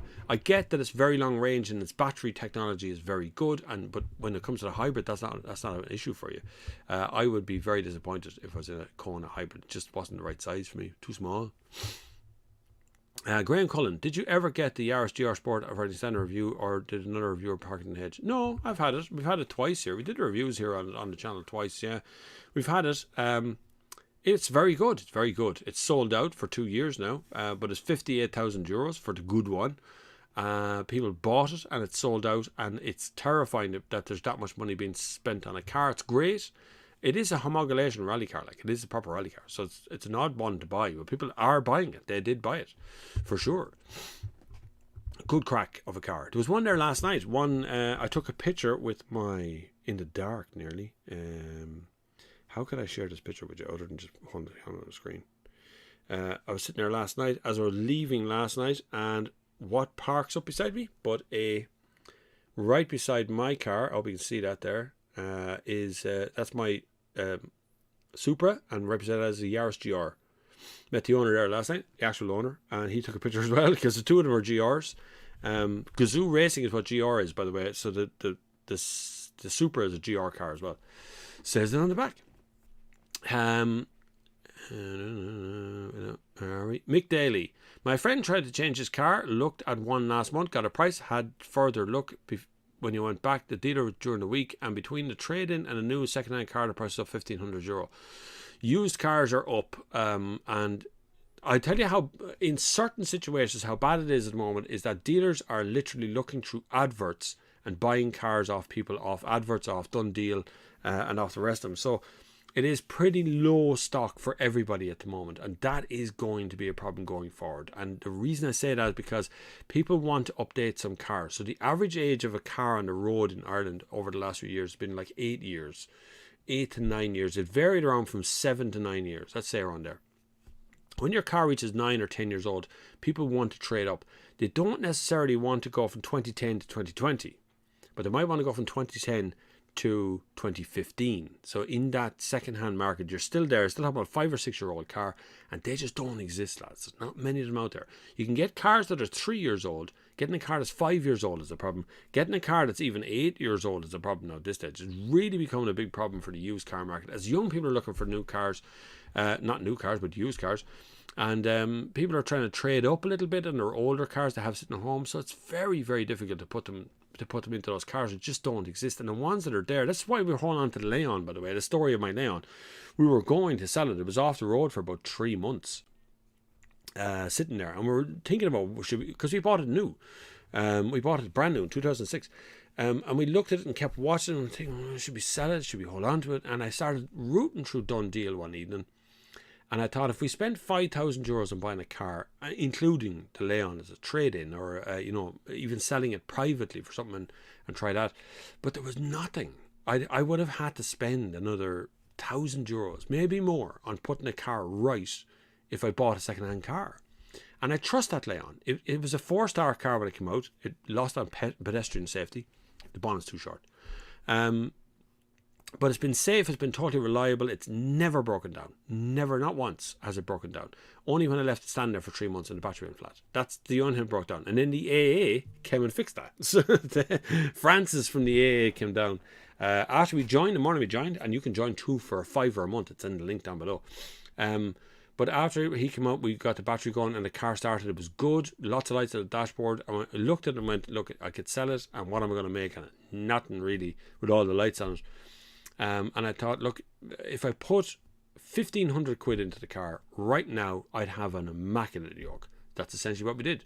4 new tyres, water pump, timing belt, two rear springs were starting to go on as we just changed them. There was a slight leak on one of the shock absorbers, changed that as well. New front bumper, new front grille, new front headlight, new battery went into it. Everything. We just did whatever it has, and it drives now like it drove out of the showroom in 2006. That's literally what it just drives beautifully. I'm very happy with it. So we won't be selling it. It's not for sale anymore. I know people actually did offer me money on that car, but when they seen it first. But there's a very, very big shortage of used cars at the moment. If you're looking for one, you're going to struggle a little bit to find them. To find a good one. It's very hard to do. I'm working with Kiri's Car Store recently on making videos for them on their YouTube channel. So I have been very involved in the second-hand market, looking at what's available on the market, and it is kind of the same car over and over again. It's very hard to get ones that are anyway different. Even like Fiat 500s are hard to get now. It's weird how it's happening. The scientists who put lead in petrol also put CFCs in aerosol. Now there's a claim. There's a claim to fame. That's true, Hellhound. It's weird, isn't it? It's funny, we removed lead from petrol, but I don't know it was actually the big problem that people made it out to be. I'm not sure it was actually lead was the problem in petrol. We removed it and did more harm really than good. So anyway, but it's gone obviously still from cars. Francis Begbie, Graham Byrne, VW, have been sending out letters to folk waiting a long time now. Chip shortage is true. Letter more or less says how long as a piece of string. That's kind of what everyone's saying, because car makers don't really make cars anymore, right? There's the problem with that. They assemble them kind of. They make the engines, so the petrol and diesel engine, but even that stuff is bought in from other places. The dashboards, the speedos, most of that comes from Continental. The interior now there's elements of dashboards that are made here in Ireland by Irish companies. So Volkswagen use an Irish company to make their dashboards, But the metal pressing, all that stuff, that's all comes in from other companies on trains and, you know, buses and whatever way they can get them there. And so does the chips. So car makers are not chip makers. And none of them are. So even Tesla's struggling. Everybody's struggling. And Tesla is a software manufacturer that makes cars as well. And they make the cars. So even they're struggling with a lot of this stuff. Everybody's on a struggle at the moment because most of the big guys who are making all the chips now went, nah, we don't want to make any more chips. We're making them for other people now. You know, you abandon us during the lockdown. We're going to make them for other people. But we'll see for next while. I think it'll continue for a bit. I think later in the year they'll catch up, or they'll find ways of doing it. Because the queues now, people cancelling cars, that will frighten car companies. You know, because a sale is a long process for some dealerships. It takes a while for those to make sense of them, and then when you've actually got the guy to sign a dotted line and he just goes, nah, look, cancel it. If I have to wait for 4 or 5 months for a car, I'm not going to do it. That's true. Nobody wants that to happen. You want happy customers, you want happy dealerships. I think dealerships are in a bit of trouble at the moment just because they can sell a lot of used cars, but now used cars are running dry. So it's now, what do you sell? Like, how do you have 5 or 6 people in a showroom selling cars when there isn't that many cars to sell in the first place, or at least not the ones that people want? Levi says, you hear about drugs, but there was no drugs there, Levi. Don't be dreaming out of your mind. You're dreaming out of your mind. There was nothing happened there last night, Levi. Don't be silly. Nothing happened at all. Francis Begbie, car manufacturers are lower down the pecking order for chips, laptops, TVs is more important to business, and these things, mobile phones. We all use some sort of chips, some electronic chips, and realistically there's only 4 or 5 companies probably in the whole world making these chips that they want, and they're very specific. You have to they go into production rotation. So when they're making things for car companies, they make them just for the car companies. It's not a chip that fits in the phone that can fit in your car as well. So they don't make a bazillion chips and then just hand them out. They make them specifically for each car. So, and they have to be programmed and tested and put into the cars as the chip systems and the semiconductors and everything else that has to happen to the car. And then it gets to you. So then it has to come over to the dealership and be programmed here as well and moves on. So it's quite a long process. And it can be really difficult. It can be really difficult for car manufacturers because they're relying on the supply chain. And the supply chain, depending on the country, is up and down. I know I'm going to Frankfurt in the near future, and in Opel is who I'm going with, and they sent me an email which gives me a link to this website that tells me the conditions of the country you're going to, so you can have a look and see what conditions they have on your entry into the country. So almost every country still has a 14-day quarantine if you enter the country if you're not fully vaccinated. Now, that's great for humans. But the problem is, if you're moving humans from one place to the other, you're also moving chips from one place to the other. So it can be quite difficult to move these things through the system and get them where they're supposed to be. So if you're getting your chips made in Taiwan, how difficult is it to get the stuff out of Taiwan into Germany? You know, things can go really wrong really fast. Mick Daly says, if you order a new car and pay a deposit given a date, then you're told it could be a few months later, are you entitled to cancel and get your money back? Yes, you are. Unfortunately, you couldn't. If the car company is changing the deal, the conditions of the deal, then yes, you should be entitled to get your money back from everything. Now, it might be a struggle. You might have problems trying to do that, but it can be. You have to get your stuff out. It's very hard to get your stuff away. And I know it goes into an order system, but you can't. It's not the customer's fault that things have gone wrong. So you'd have to read through all the blurb to make sure you're not getting caught by something. Graham Byrne asks the same question: how easy to get back in a new car? I'd say it's not easy, but I'd say you get it back all right. John Gerard, hi Bob, what do you think of the new Peugeot 508 PHEV? Me and Peugeot have a checkered history. I love their cars to drive. I think they make some of the best driving cars out there. I think they make some of the most beautiful looking cars, particularly 508, and particularly in the State Farm. It is an outstanding looking car. But what really annoys me is the little steering wheel. The minute I sit behind the little steering wheel, I go, this is annoying because it's so small. Even when they're trying to do a U-turn, it's tiny. It's like trying to turn a racing wheel all the time. And then out on the motorway, it does a ping pong. You're constantly doing small adjustments to the steering wheel because it's too small. Other than that, and I don't like touchscreens. There's a lot of touchscreens in a 508. They even put the heating into the touchscreen. I don't like that part. And it also annoys me that the 508 isn't very cheap because there's no knobs to make. They put everything in the touchscreen, so it should be cheaper, but it isn't. But it's a great car. It'd be great. I think if they took Opel steering wheel and put it into a Peugeot, you'd have a brilliant car. Hobbs Roddy says in the UK, VW has taken all their vehicles off the disabled car list. What's the disabled car list? I mean, people for disabilities for the cars. Oh, what happened there? They used to make some good ones, especially Skoda always made good ones. I don't know why that is now. Eric says a €5,000 car soon to be seen on every motorway doing 60 kilometers an hour. That's pretty much it. Yeah, pretty much it. We're all stuck with the cars we have at the moment. If you have one, hold on to it. If you don't have a car at the moment, then you're going to have problems getting a car. There's the issue is how difficult they are to get a hold of. C5 Aircross PHEV. I do like Citroen's cars. The Aircross is quite nice. Got those little bump things on the sides. PHEVs are fine. I get on well with PHEVs. I don't have a problem because I have a home charge point and I'm prepared to plug in a PHEV every day. If you don't want to plug it in, they can be very hard on fuel. That is the problem with PHEVs. If you don't plug it in, the car is using 100% of the engine to make all the work. And that means it's going to eat fuel on you. That happened to me with the Mercedes I had here, a PHEV one. I did my 40 kilometers and it ran out and I had to go on the petrol engine. And then you could just watch that fuel gauge going. So unless you're willing to plug it in every day and do your commute back and forward,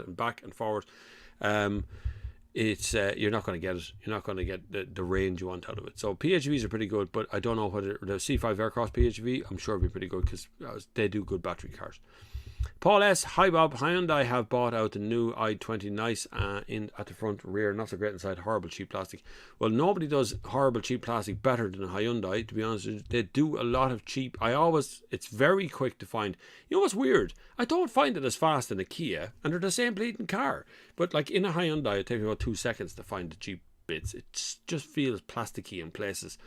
I know that's because they want to make the car more affordable to buy, and they're very price sensitive, particularly in that Korean brand. They have to be very price sensitive because they're very popular. But it'd be nice to see an improvement on the interior of them. But when it comes to Hyundai i20, I'm not sure I like the i20, if I'm honest with you. I think they're too busy. I think the Hyundai range at the moment, the exterior view on the car is very... There's lots of angles and lines and sort of depressions and shadow falls and drop falls. All these things you're looking at going, it's just too busy. Why did you do all that? Why didn't you just make it a little bit simpler and cleaner lines are nicer, Look at what's forthcoming and you'll see the clean lines on things. Some of the stuff that's in the pipeline to come out next year has these very clean, subtle lines. They're not kind of busyness the way the other ones. Hobbs O'Reilly says 1987 Toyota AE86 sold for £46,000 a few days ago, standard spec. I don't know what it is about the Toyotas. There's something going on at the moment when it comes to these older cars, these older kind of Japanese import cars. They're at to go on to a different level, like IS200s and Altezas and those kind of cars, those kind of supercars would have been at one point.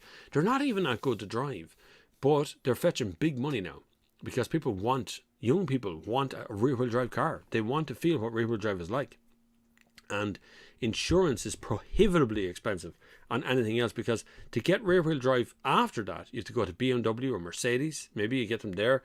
You might find the odd other like Soars or something else out there as well, but they all have to be imported from Japan, so it's very hard to get a hold of these cars. So when an A6 gets into the market, everybody suddenly wants one. But €50,000 sounds an insane amount of money to pay for any Japanese import car. It's crazy, I think. Why wouldn't you rev the Super last night? Believe it or not, it was revving. It's not very loud. Compared to the rest of the cars around it, it's not very loud. At the top chat, it might be. But by the time I was leaving last night, it was just time to go. Everyone was heading out, so there wasn't much point in sitting there revving an engine on it. Plus, it's just kind of quiet. Like it's a modern standard spec car, so they're not made to be very loud in the first place. It does when it's driving along. It does some spits and bangs in sports mode, but it has to be driving to do that. It doesn't do that when it's parked. Eric says, why nobody is talking about Mazda Sky Active technology? You can get big engine with small emissions. You can. Mazda dirtied their babe a little bit with the diesel engine. The 2.2 litre diesel is actually on certain dealerships, I'm very reliably informed, it's on a banned list. They don't import them because they're too much trouble. Sky Active, the idea of Sky Active was to make the car as light as possible but keep the kind of luxurious feel of a normal car. So it's not a bad car to drive, honestly. I do like Mazda 6 is lovely. Mazda 3 is lovely. They do their very, very best with those cars every single time, but Mazda's never done very well on how it's marketed. I think Mazda tend to make things very complicated. I think that when you have to explain it to somebody, it's too complicated. So when you have to explain Sky Active, and you have to explain Jin Bai Tai, Horse and Rider in One, you have to explain that stuff. It sounds deadly on paper, and it probably goes down very well in Asian countries. But over here, we just go, I just want a Mazda. Why am I talking about Sky Active? What's the point of that? Like, it's crazy.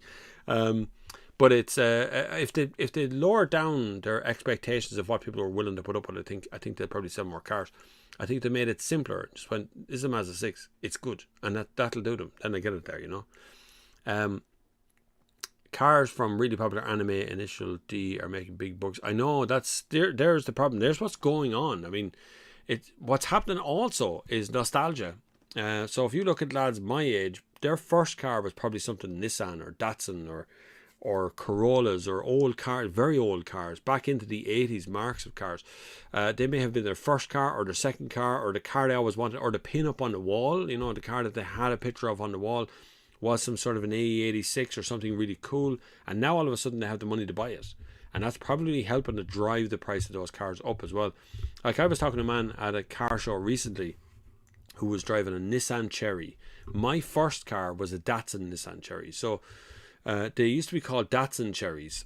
And then Nissan was buying out Datsun, and they became for a short while a Datsun Nissan Cherry. Both names on the back of the car. Till eventually Datsun was dropped off and it became a Nissan Cherry, and then the Cherry died out and gave way to something else. I don't know what, Almira or something was the next car after that. But he had a Nissan Cherry, a brown one, weird looking wheels on it, but I kind of like the look of it. And I walked up to him and I said, this is one of my first cars. This is my first car ever. The first car I ever owned was a Nissan Cherry, that's a Nissan Cherry. And he says, well, I'm selling this one. I said, how much? And remember, a Nissan Cherry is just old. It's not terribly collectible. People aren't killing themselves to go look for the thing. It's just an old car. This was just a late 80s car. And he says he wanted to get $5,000 for it. So, nah. You're all right. If it was $2,000, I might go, yeah, okay. It needed work. Like, it was clean enough, but it needed work, and it's a wrong colour. So it's very hard when you're looking at someone like that.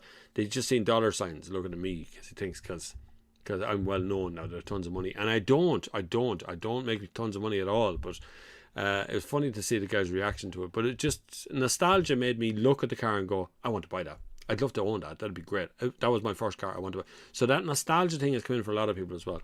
It's lovely to see though these other cars kind of making their way back out, and everyone getting a hold of them. Levi Pender says, did you see the RX-8 that boiled?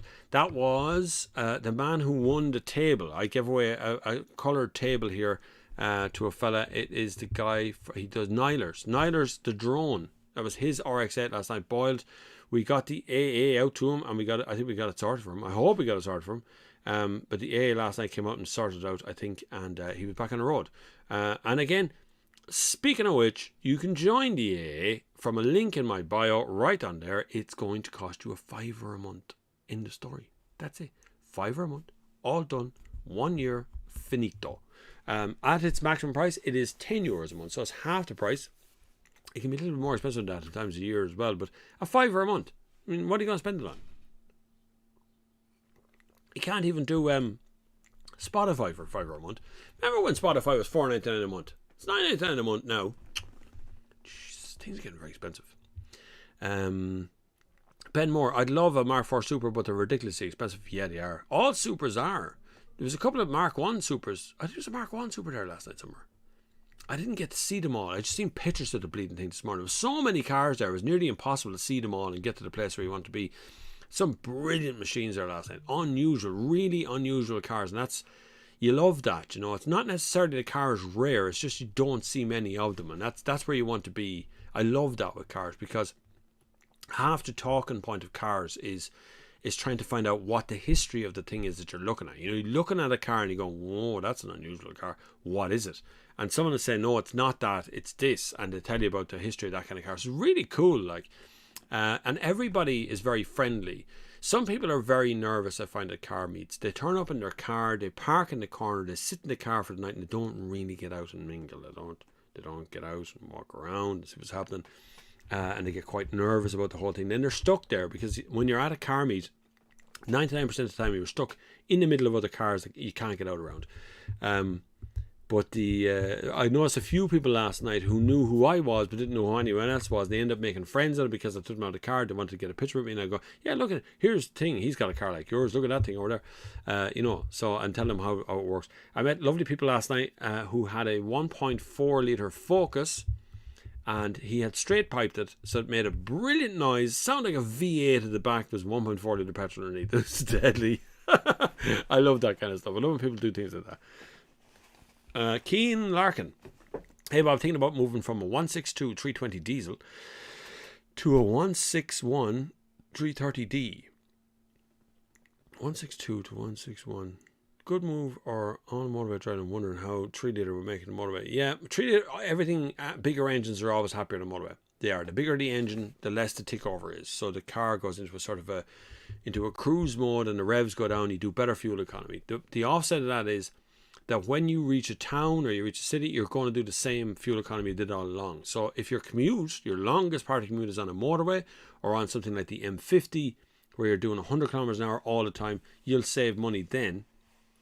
But you kind of lose it when you get into the city centre part of it, when doing slow speed driving, because the car will use more fuel to get going.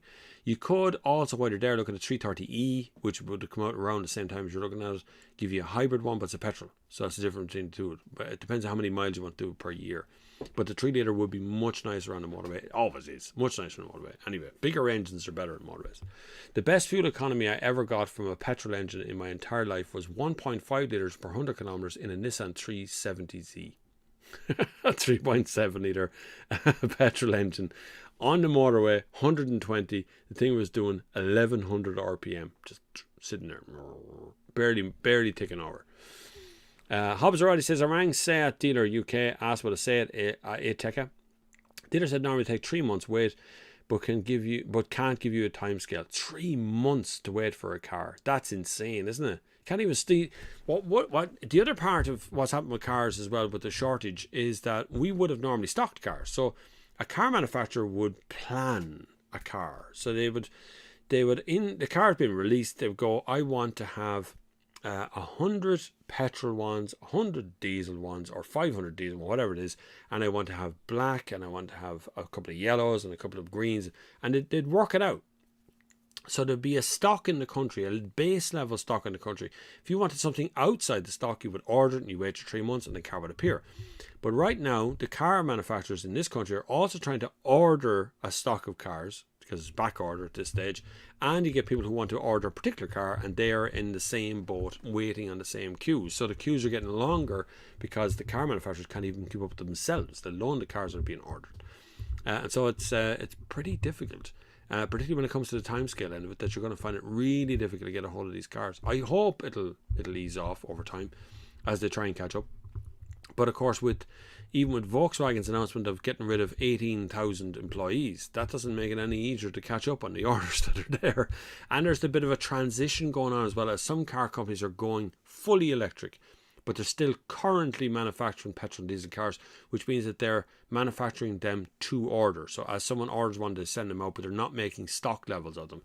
And that's a bit of a problem because, I'm not sure that the fully electric transition is happening both quick enough or slow enough. I think people are being driven into it to some degree, but also I think the argument ends when there's 50% of the cars on the road, you're done.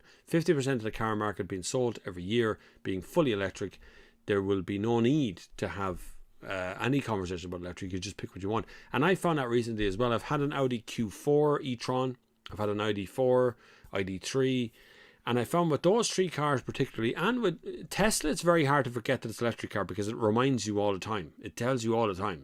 It's an unusual thing to drive. It's weird. Big touchscreens. You're constantly aware of it.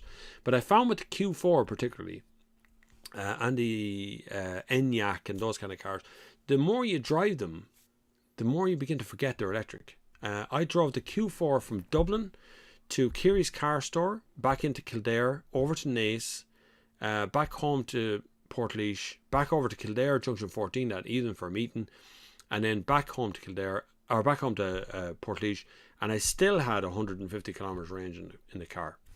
And I was just thinking to myself, why are we even considering range? Why is this even a question anymore? If cars are capable of doing it that well, they tell you it's got 400 kilometers range, you do more like 450, 500. If cars are capable of doing it that well, it's not really a conversation runner anymore. Electric is okay. It works very well. I hope it continues to work the way it is, but I just don't think people should be driven into it. I think the questions remain of whether someone actually wants to go electric, fully electric, or what. That's a want and a need, and desires are all different things than what we should be doing. Humans very rarely do what they should be doing. Eric says there was a Mark II for sale on Dundee just recently for 16,500. A Mark II Supra. Whoa. Well, the Mark II is probably the popular one, though. That's the one that people actually really want. It's that butch one that you would have seen pretty much everywhere. I think there was one of them there last night as well. I've never seen the GTI events. Last night they are real. They are real. I used to own one. There was a GTI event. There was a GTI Carina there last night as well. I mean, notice that little white Carina driving out in '93, a GTI version of a Carina, which was essentially Toyota just went, let's stiffen the suspension and put a big engine in it and leave it at that. That's it. So like traction control, ABS, no. Airbags, there might be one on the driver's side, but that's going to be all that's in the car. Special seats, not really. It's an unusual car, very, very rare. Probably one of the rarest cars you would have seen there last night was a GTI Carina, and nobody knew what they were looking at. I could see them walking out, just drove out, just a Carina. People looking at it going, wow, it's a Carina, yeah, it's very good. No, what's next? Because they're not noisy, but they're very fast. Lovely, lovely car. I knew a friend of mine who had one as well, sitting in a barn. I wonder where that one is. Tarak says, it's good to see some E12 Corollas last night. There isn't a lot around anymore. Only E12. I know, yeah. The E12s are getting very rare. They rust. It was the big problem. And lads drove the balls off them. Like, let's be serious. People drive them really hard because they can put up with it. And so a lot of them end up just being dinged and crashed and damaged over time and then just kind of disappear.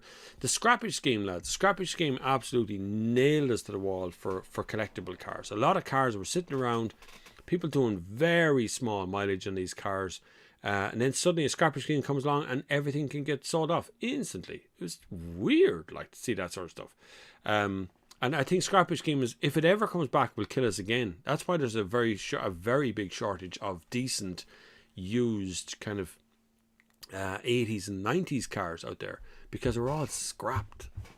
You know, the year 2000 and onwards, there was scrappage schemes galore. The government throwing in $3,000 to scrap your car, Renault throwing another 3 on top of that to scrap your car, and all these kind of things, just murder stuff. I have lost my train of torque. I like that name. That's good. Wooling Hongugan Mini EV or Renault Twizy was looking at the Ford Transit Trail, lovely with the leather interior, pricing for a VW Crafter. 12th September, set in the diary. Good man, thank you very much. I don't know if we can get 12th of September working for us. The objective was to take over another area and have thousands of people there, but it doesn't seem that they're going to lift the restrictions as far as I can see. We're banking that they might. The organisers of the Stradbally thing, the electric picnic, are demanding the government allow electric picnic to go ahead. If you look at what do you call it? Festival of Speed had 150,000 people at it. Nothing's happened out of that. I don't know why we were still sitting around here waiting to have 500 people outside. It's crazy, like. But that was the 12th of December. It's still in the diary, but I don't know if the government is going to restrict us or not restrict us, or going to let us do it, or what they're going to let us do. It's so scary to try and figure out anything.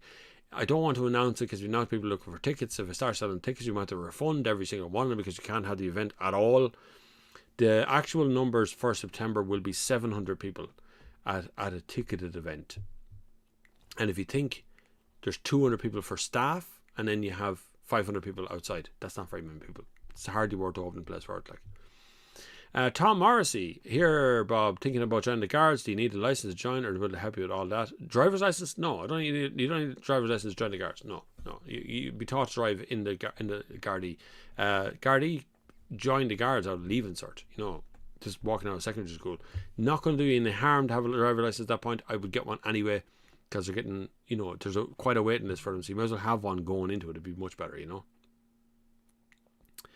a sales recap for some of us. Sorry, I thought someone else looking for a refund from last night. Eric says the more the EU is pushing for electric cars, the more the US imports, and you see on Polish roads there's a huge pushback against electrification. Some countries are not doing well with it. Yeah, I will say that. And there's they're too expensive, lads. I still have this big problem with the price of electric cars. I mean, some of them are brilliant, but if you're paying 50 grand for a car, and that's going to be your daily family runabout car, what the hell happened to cars were 25 grand? My car, my Seat Leon, cost us, I think, 25,000. Was it pounds? Or no, it wasn't. It was euro, I think, at that stage. It was 25,000 euro for a 5-door hatchback. Now, if you want that in electric today, in a 5-door hatchback, you're going to pay nearly 50. What happened? Like, how do you get around? How can you do that? How is an electric car more than a year's salary for anybody? And if you're on anywhere near minimum wage, you haven't a hope. Even if you're on 11 or 12 euro an hour, there's no way you're going to be able to afford a mortgage or rent and a car as well. The car industry really needs to address this. It's causing inflation in the market as well, because as you push up towards, if you have that disparity between a 5-door hatchback, a petrol one, costing 25, 26, 27, 28,000 euro, and a 5-door electric car costing 40, 50, 60,000 euros. You're crazy. Like the big jump between the two is just insane. So the price of it is crazy. I'm not surprised then that, and plus there's a transitional thing you have to do in transitioning to electric, where you have to put in a home charge point. You have to sign up with 5 or 6 apps to go and use the public charge points if they're working, which some of them don't. And you've got all that to cope with as well. So all that changeover means people have big doubts in their head, big doubts about how the electric cars work.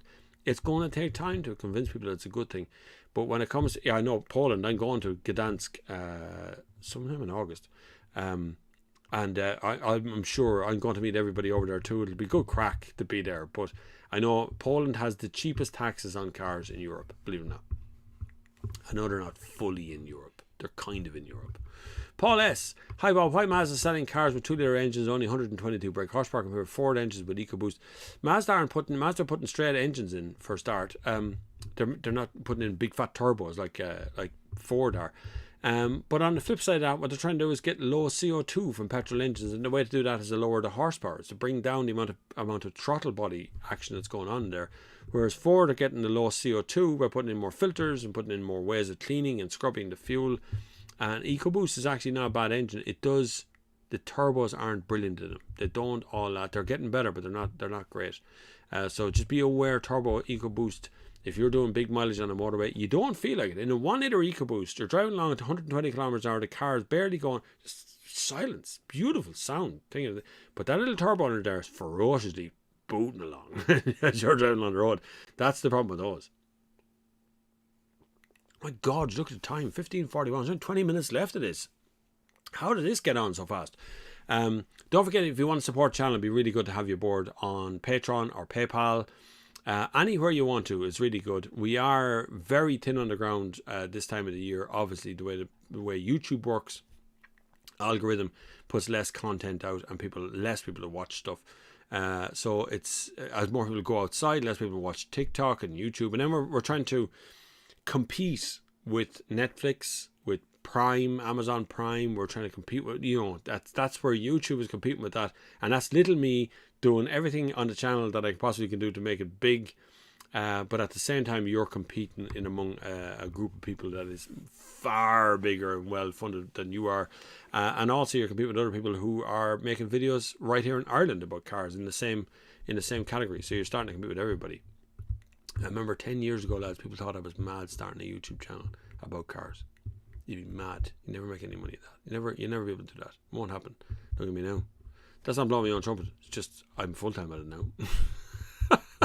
Graham Cullen, I hope the e-fuels from VW Honda hit the market soon, with millions of cars on the road already. Will do more environmental and calm the EV smoke boys down. Yes, I hope so.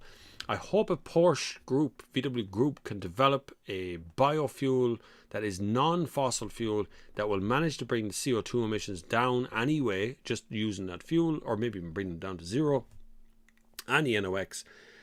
We will get to a point where everybody will go, oh, right, well, now we don't need to worry so much about that because it's already happening from the fuel. I suspect people will go, it's just greenwashing or something, but actually there's great hopes, because I'm still of an opinion the best thing you can do for the environment is to hold on to the stuff you have for as long as you can, repair it, use it again, you give it another life. Do not put it into the dumping system that we have right now, which is just we just throw everything to a bin and someone else looks after it. This is the reality of bin life, you know. We throw everything to a recycle bin. Then you go, all right, that's someone else's problem. You don't have to worry about it anymore. Some little lovely person will recycle that somewhere. In actual fact, a lot of it ends up in the ocean, or it ends up in a hole in the ground being burnt somewhere. That's really what's happening. So if you can make a life of something as long as it's humanly possible, which is great, like last night watching cars from the 80s and the 90s, they're still revving and they got lights on them, the LEDs, and they look deadly. That's what we need to do, is to keep the cars going for as long as we can. If that means we can change the fuel out to some sort of biofuel or some sort of fuel that isn't going to do any more harm, or it has to be drawn out of the ground, or any sort of fossil connection to it, then actually we're kind of starting off on a cleaner level straight away than batteries, because a lot of the stuff that's in a battery has to be mined out of the ground, and mining, of course, damages the environment. Levi says, me and my dad are starting to get the 01 Avengers he owns on the road. That's actually a good car. The original, the Carina died out in 97, 98. 98, I think, was the last you'll see of Carinas. 99 onwards, it becomes Avengers. So Avengers was the first, that Avengers you have is the one, the first was on the road. I didn't change over to Avengers. I had the last of the Carinas. I had a 97 Carina. It's still on the road, still in perfect condition. It was the last car that I owned in that vintage. When it came to Avengers, I wasn't terribly keen on the look of it, but it's actually grown on me over the years. It kind of looks okay now, you know. John Gerard says, are PHEVs economic to keep them charged regularly? Yeah, they are, yeah. I've always driven diesels. I live 40 kilometers from work, no charging points or at near work.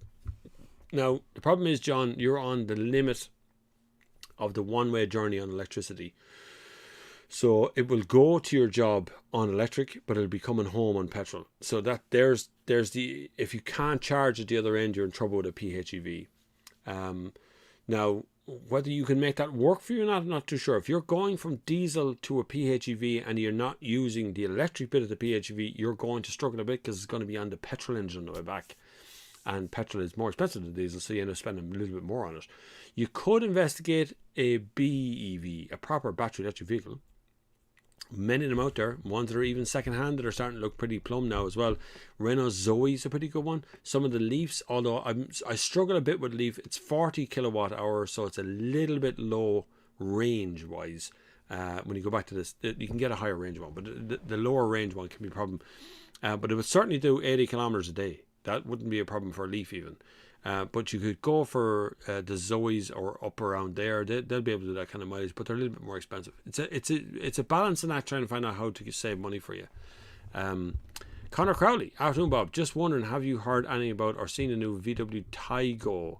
I know it's not out here yet, but I'm a T-Roc driver and I'm looking to change next month or so. 18 months up Cork. Yeah, up Cork. It is on the way. It is going to be released here. All Volkswagen cars come out in Ireland. Weirdly, we get the whole lot of them, so we'll be here at some point. I'm not too sure exactly the time frame on it, because we've such a delay on the current fleet of cars. So the new cars are still under that same sort of delay. So it might be sometime in the next 2022 before we see it, possibly midsummer 2022 before we see the Taigo. It's kind of an unusual looking car, actually. It's not bad looking. Tom Morrissey, thanks Bob. I'll probably have to be on the road before I apply anyway. I'll have to drive from Wexford to Templemore every day.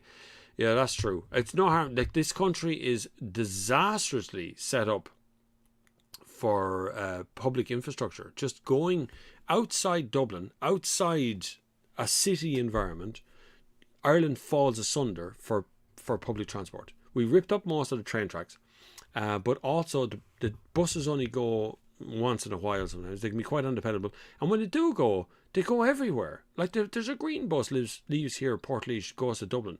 That goes into Monstrevan. It goes into Emo. It goes into Newbridge, Kildare. It goes into Naas. It goes everywhere before it gets to Dublin. It's a 2.5 hour journey on this bus. I know it's only a fiver, but I could cycle that far for less money. And I'd be there sooner. It's crazy, like, how long it takes those things to do. No wonder people like cars. So this is a country where you absolutely need a driver's license and a car here to make any progress towards having a job. Eric says time to book his tickets to Gdansk. I'm going to Gdansk. I'll be there for an overnight, a little bit longer than an overnight. We're landing the day before, I think, and then we don't leave till the day after. So I think it's actually kind of like I'll be traveling at night time, so it'll be 2 nights in the place, but 1 night will just be sleeping. That's what the first night I'll be there for. But I've been looking forward to that, actually. I was in Gdansk a few years back with someone else, and I can't remember what. Back in the days where I was traveling, which seems crazy now, possibly once a week, maybe even twice a week. Sometimes I was meeting myself at an airport. I can remember flying home from Barcelona and staying in Dublin airport for 2 hours to catch another flight onto Frankfurt. I was 2 hours in Ireland. That's what it was like at one stage. I won't be doing that again. From an environmental perspective, I don't think flying out and flying back in the same day is good for your personal health. I don't think it's good for the environmental health. I don't think just going to look at the size of a door handle changing or some headlights or some model refresh for a day, I think is very poor. And I would be right now suggesting to all journalists that you need to stop that we need to stop that. We need to stop encouraging that. I don't think it's good for the environment. I don't think it's good for the business. And I don't think it's good for your personal health. I think we're putting the health of people at risk by moving around Europe like that, the way we used to do it, where we fly over to Frankfurt for a day, look at a car, and then get back on a plane and fly off to Barcelona that afternoon and look at another car, and then bump home 2 days later back in Dublin and wonder. I don't think we can do that anymore. I don't think it's not fair. Electric cars are way too expensive. Should be tempted to put the price point ridiculous. €33,000 for a basic 83 after the grants. That's after grants as well, which is scary, really, JTR. I mean, really, that's where the grants should make them affordable, but the grants are only just basically bringing them into a point where you might be able to afford some of it. PCP is another problem as well, in that, like, a lot of people aren't sure about getting into the PCP thing, and a lot of people, I've seen a report the other day from an economist that reckons that PCP is a kind of a rip-off. I don't know. I always thought PCP was a way people could get finance in an affordable fashion, but it seems to be that PCP now is starting to get a bad name for itself, and that, you know, people are getting caught a little bit with the cars, bringing them back, the mileage is too high and the PCP value goes down, not being able to get out of the PCP agreement in a timely fashion to move on, balloon payments at the end they can't afford. You know, there's a lot going on there. Graham Cullen says, read a wee article at Tesla. We're going to launch a Fiesta-sized car for £16,000. That's £16,000 with a 125 mile range by 2022. Hopefully that kicks the other manufacturers along. I think so too. The problem I have with electric cars is there's a race against range, and I don't think range is actually the problem. I think it's the way. I think we need to figure out a way to put them together that makes sense for the driver. I think some drivers, like I spoke with Anton in Tesla. You meet Anton in Tesla when you go up in Dublin. I spoke with him once, and he said most people buy a Model 3 long range, and in actual fact they don't need it. They're buying a car that's going way beyond what they actually use the car to do. And you could buy the shortest range electric car and make it work for your lifestyle. It just requires you to plug it in a little bit more often, and it depends on what kind of mileage you do. I got a woman the other day to buy a Renault Zoe, which we found one in stock for actually. But she bought a Renault Zoe. Now, I don't get commission on it. I was just advising her, and she's able to do the range she wants to do perfectly. But it's way shorter range than the diesel car she got out of. But she this is weeks ago, but she thanked me for it because she's now able to go where she wants to go, and she just got used to charging it more often. That's it. She's still able to do everything she wanted to do. She could do in a diesel car, but it's not costing her half as much. Patrick Walsh, have you seen the lockdown? Those by watch tonight. I haven't seen it all. I sat 2 nights ago. When the night it came out, I sat and watched the first 45 minutes. And I'll just tell you, it's very funny. It's very funny. It is very good. I'm not so sure about the 1.5 hour episodes. I'm a little disturbed by, I know they're all specials now, but it seems very long sometimes. Sometimes they seem to be doing stuff just to fill the 1.5 hours. Not a criticism, I still love it though. Ian Hand, 16k Tesla, probably a Model 2, but considering the MY is not out in Ireland, the M2 would be more like 2026. Yeah, that's the problem, yeah. We still don't have the Model Y. We still haven't seen hide nor hair of this truck that was supposed to come out as well. So, like, everything is for America with Tesla. Tesla's big market is America. They have a lot of big markets, but their really big market is the American market. I saw a video the other day of Americans going on holidays, right? And they were all heading to a charge point, and there was this queue of Tesla Model 3s and Model X, and it stretched back for miles to get into the Tesla supercharger network point, and they had 30 chargers. I think it was 30 or it was 20. 30 or 20 chargers, and they were all full of people supercharging. They must be making a fortune on the charging network, Tesla. They must be throwing money at them. Graham Collins is competing against the Black Widow too. Do you think it would win a fight? Then the Hulk would back her up. I know that's true. Yeah. Thomas Hyder. Good day, Bob. Had to replace my 06 Ram. Got a 2022 Hyundai Tucson. 06 Ram. You're right, I couldn't wait for EV price to come down. EV price is it just drives me nuts, to be honest with you. It really does. I hate it. Robbie Tussen Ethanol says Bob Flavin is one of the most famous persons in Ireland. I certainly felt that way last night. My wife was with me last night, and when we finished up at the shop, we closed down the thing so she could get a break from stuck there at the car the whole time.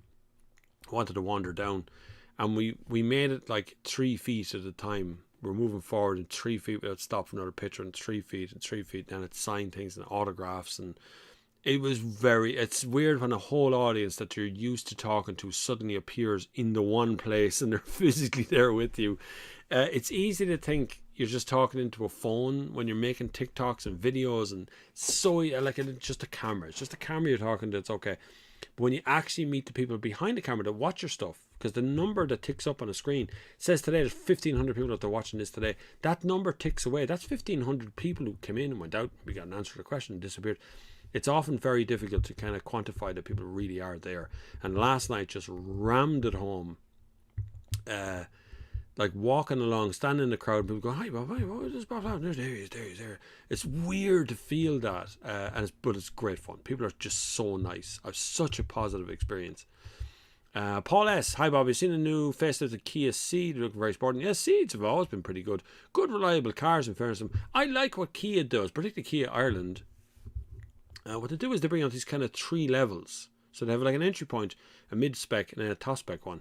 And it makes it very easy. They're quite generous with the products they put into the middle range and the top range one particularly. And then their entry level one is really affordable. And I like that because Hyundai don't do that. Hyundai just kind of make it sort of an expensive car and make it kind of specced up. And I know Hyundai see itself as above Kia in quality, but I don't actually think they're much different, to be honest with you. Ben Moore says it's mad how there's more people joining the guards now than ever, but yet there's only one college in the country. It's kind of crazy. Yeah. In fairness, look, I get on well with the guards. 99% of them are sound as a pound. There's always certain ones that possibly don't like what you're doing, or they don't like what you're at, or they're not interested. But I find most of the guards are fairly sound when you're sound with them. I've never really had a run-in with the guards in any way, shape or form, so I don't know how that would work out anyway. But like anytime I've ever interacted with any member of the Garda Síochána, they've always been very pleasant and very professional. And we're very lucky to have a police force in this country. I don't like to call them force, but a police service in this country that we can talk to one-to-one. I mean, the interaction stuff you see on TV from the American police, I've dealt with American police as well when I've been over there a couple of times with car shows. You find that they're not very friendly. They're not very nice most of the time. They don't understand hearts and minds efforts. UK police have gone a little bit more formal as well in their dealings with people. So that's happened too. We live in a country where the guards live among us. You know, often the guards would live in the housing estates we live in. They drive the cars we drive. They walk to work. They do their running. You're with them on a daily basis.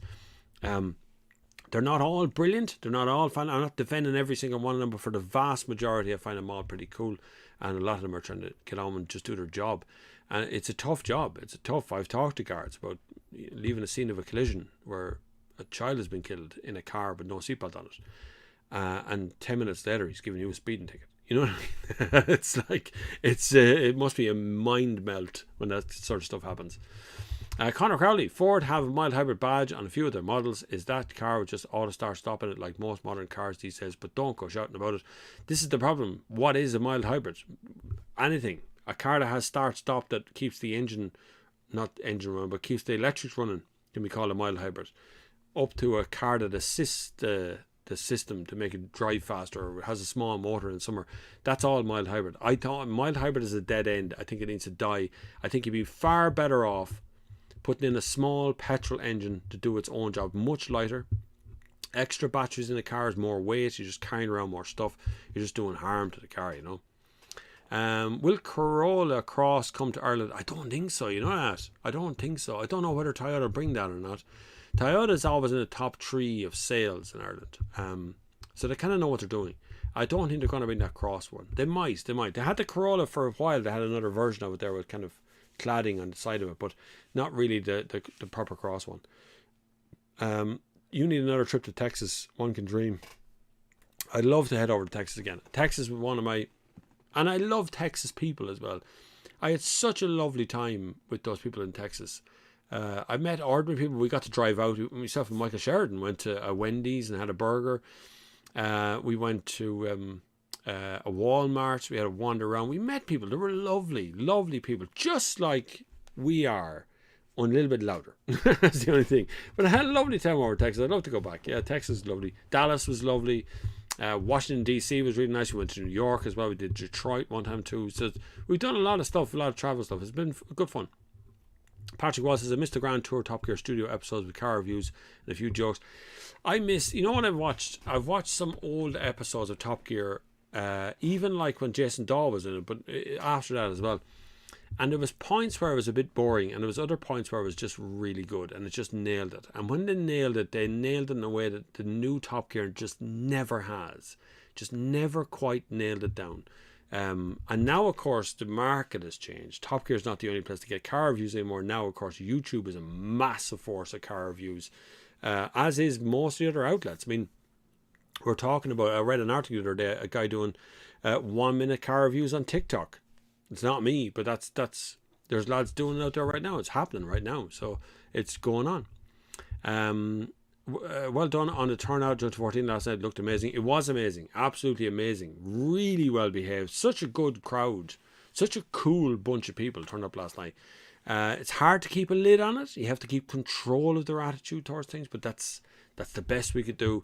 But unfortunately, we were working with far more people than we ever expected to turn out. A huge thank you to everyone that came along.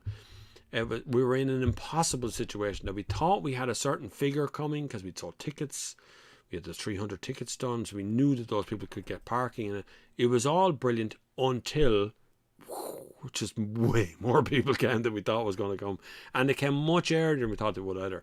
We thought to be there coming around 6, but they were actually there around 5, maybe even half 4. There was people coming there since 3 o'clock. Patrick Watts, what at a family event noticed someone plugged in a BMW into 3-pin socket? Must have been there for 7 hours. The owner's like, oh, it's PHEV. Couldn't tell, she didn't know much, but that's actually quite harmful. I know we get a granny cable that we can plug into a 3-pin plug, but that little 3-pin plug was never designed to output electricity straight to a bleeding car for 7 hours. You can do harm to your electrics. You can overload that socket real easy, so I don't recommend. That should be an emergency thing, but we seem to give it out here as if it's the cable to use on PHEVs. It's not. It's gone off Netflix now for some reason. What is gone off Netflix? I missed the first half of that, Levi. I don't see it there now. Hit stars, 4 p.m. I know, I've done my shift. There we are. It is 4 p.m. It is 16:02 according to my thing. Thank you very much for joining. I probably will not be on next week. Next week's a bit of a problem. I have an event to go to, which I'll put up on my Instagram if anyone wants to go along to it as well. It is Ryan's Memorial Run, which we're doing down in Kerry. It's on at 9 o'clock in the morning. A young man, he's only 13 years old. mad into cars. He started a car collection for himself. At 13 or 12, he bought an Lexus IS200, his dream car. He bought the whole thing. He had it there. He went off with a friend of his. The two of them were riding quad bikes, and the quad bike rolled over, and he was killed at 13 years old. And his mother got in touch with me and myself and Jason McConnell and asked us would we drive his Lexus IS200 for a cruise around Kerry, around the roads he liked. And so we went, yeah, of course we will, no problem. So next Sunday I am down in Kerry for the day. So I don't know, it's a 2.5 hour drive from the house here to there. So I doubt there'll be a Sunday service next week unless I can get some sort of connection. Fingers crossed that they even have Wi-Fi down that direction. Very hard to get it done there, but that will be next Sunday. Between now and then, I'll be on my normal TikTok places, in Instagram, on Facebook, and doing the other stuff, cleaning up the mess of what happened over the last couple of days. Thank you very much if you were there last night. Absolutely phenomenal turnout. Did not expect half as many people to turn up as did last night. There was 5 people per car all over the place, people on foot. It's like watching a zombie apocalypse coming at us. It was wild and wonderful. Thank you very much for joining me today. More reviews coming out next week. A few days to kind of get them together. This is a bank holiday. Turn off your alarm. Don't forget to turn off your alarm tonight, because otherwise you're going to get woken up in the morning. Like, come on. If you're looking for the Kerry thing, look it up on Facebook is the best place to find it. It's Ryan's Car Memorial Run in Kerry. So I'm not sure the exact town, but it's a little small town. We'll be fine. We'll get there. It'll be okay. Myself and Jason will be down and bring our cars and do all our stuff. Be good crack.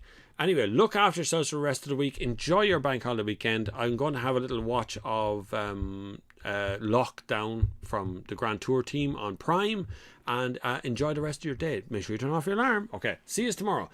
Until the next time, I will see you on the far side.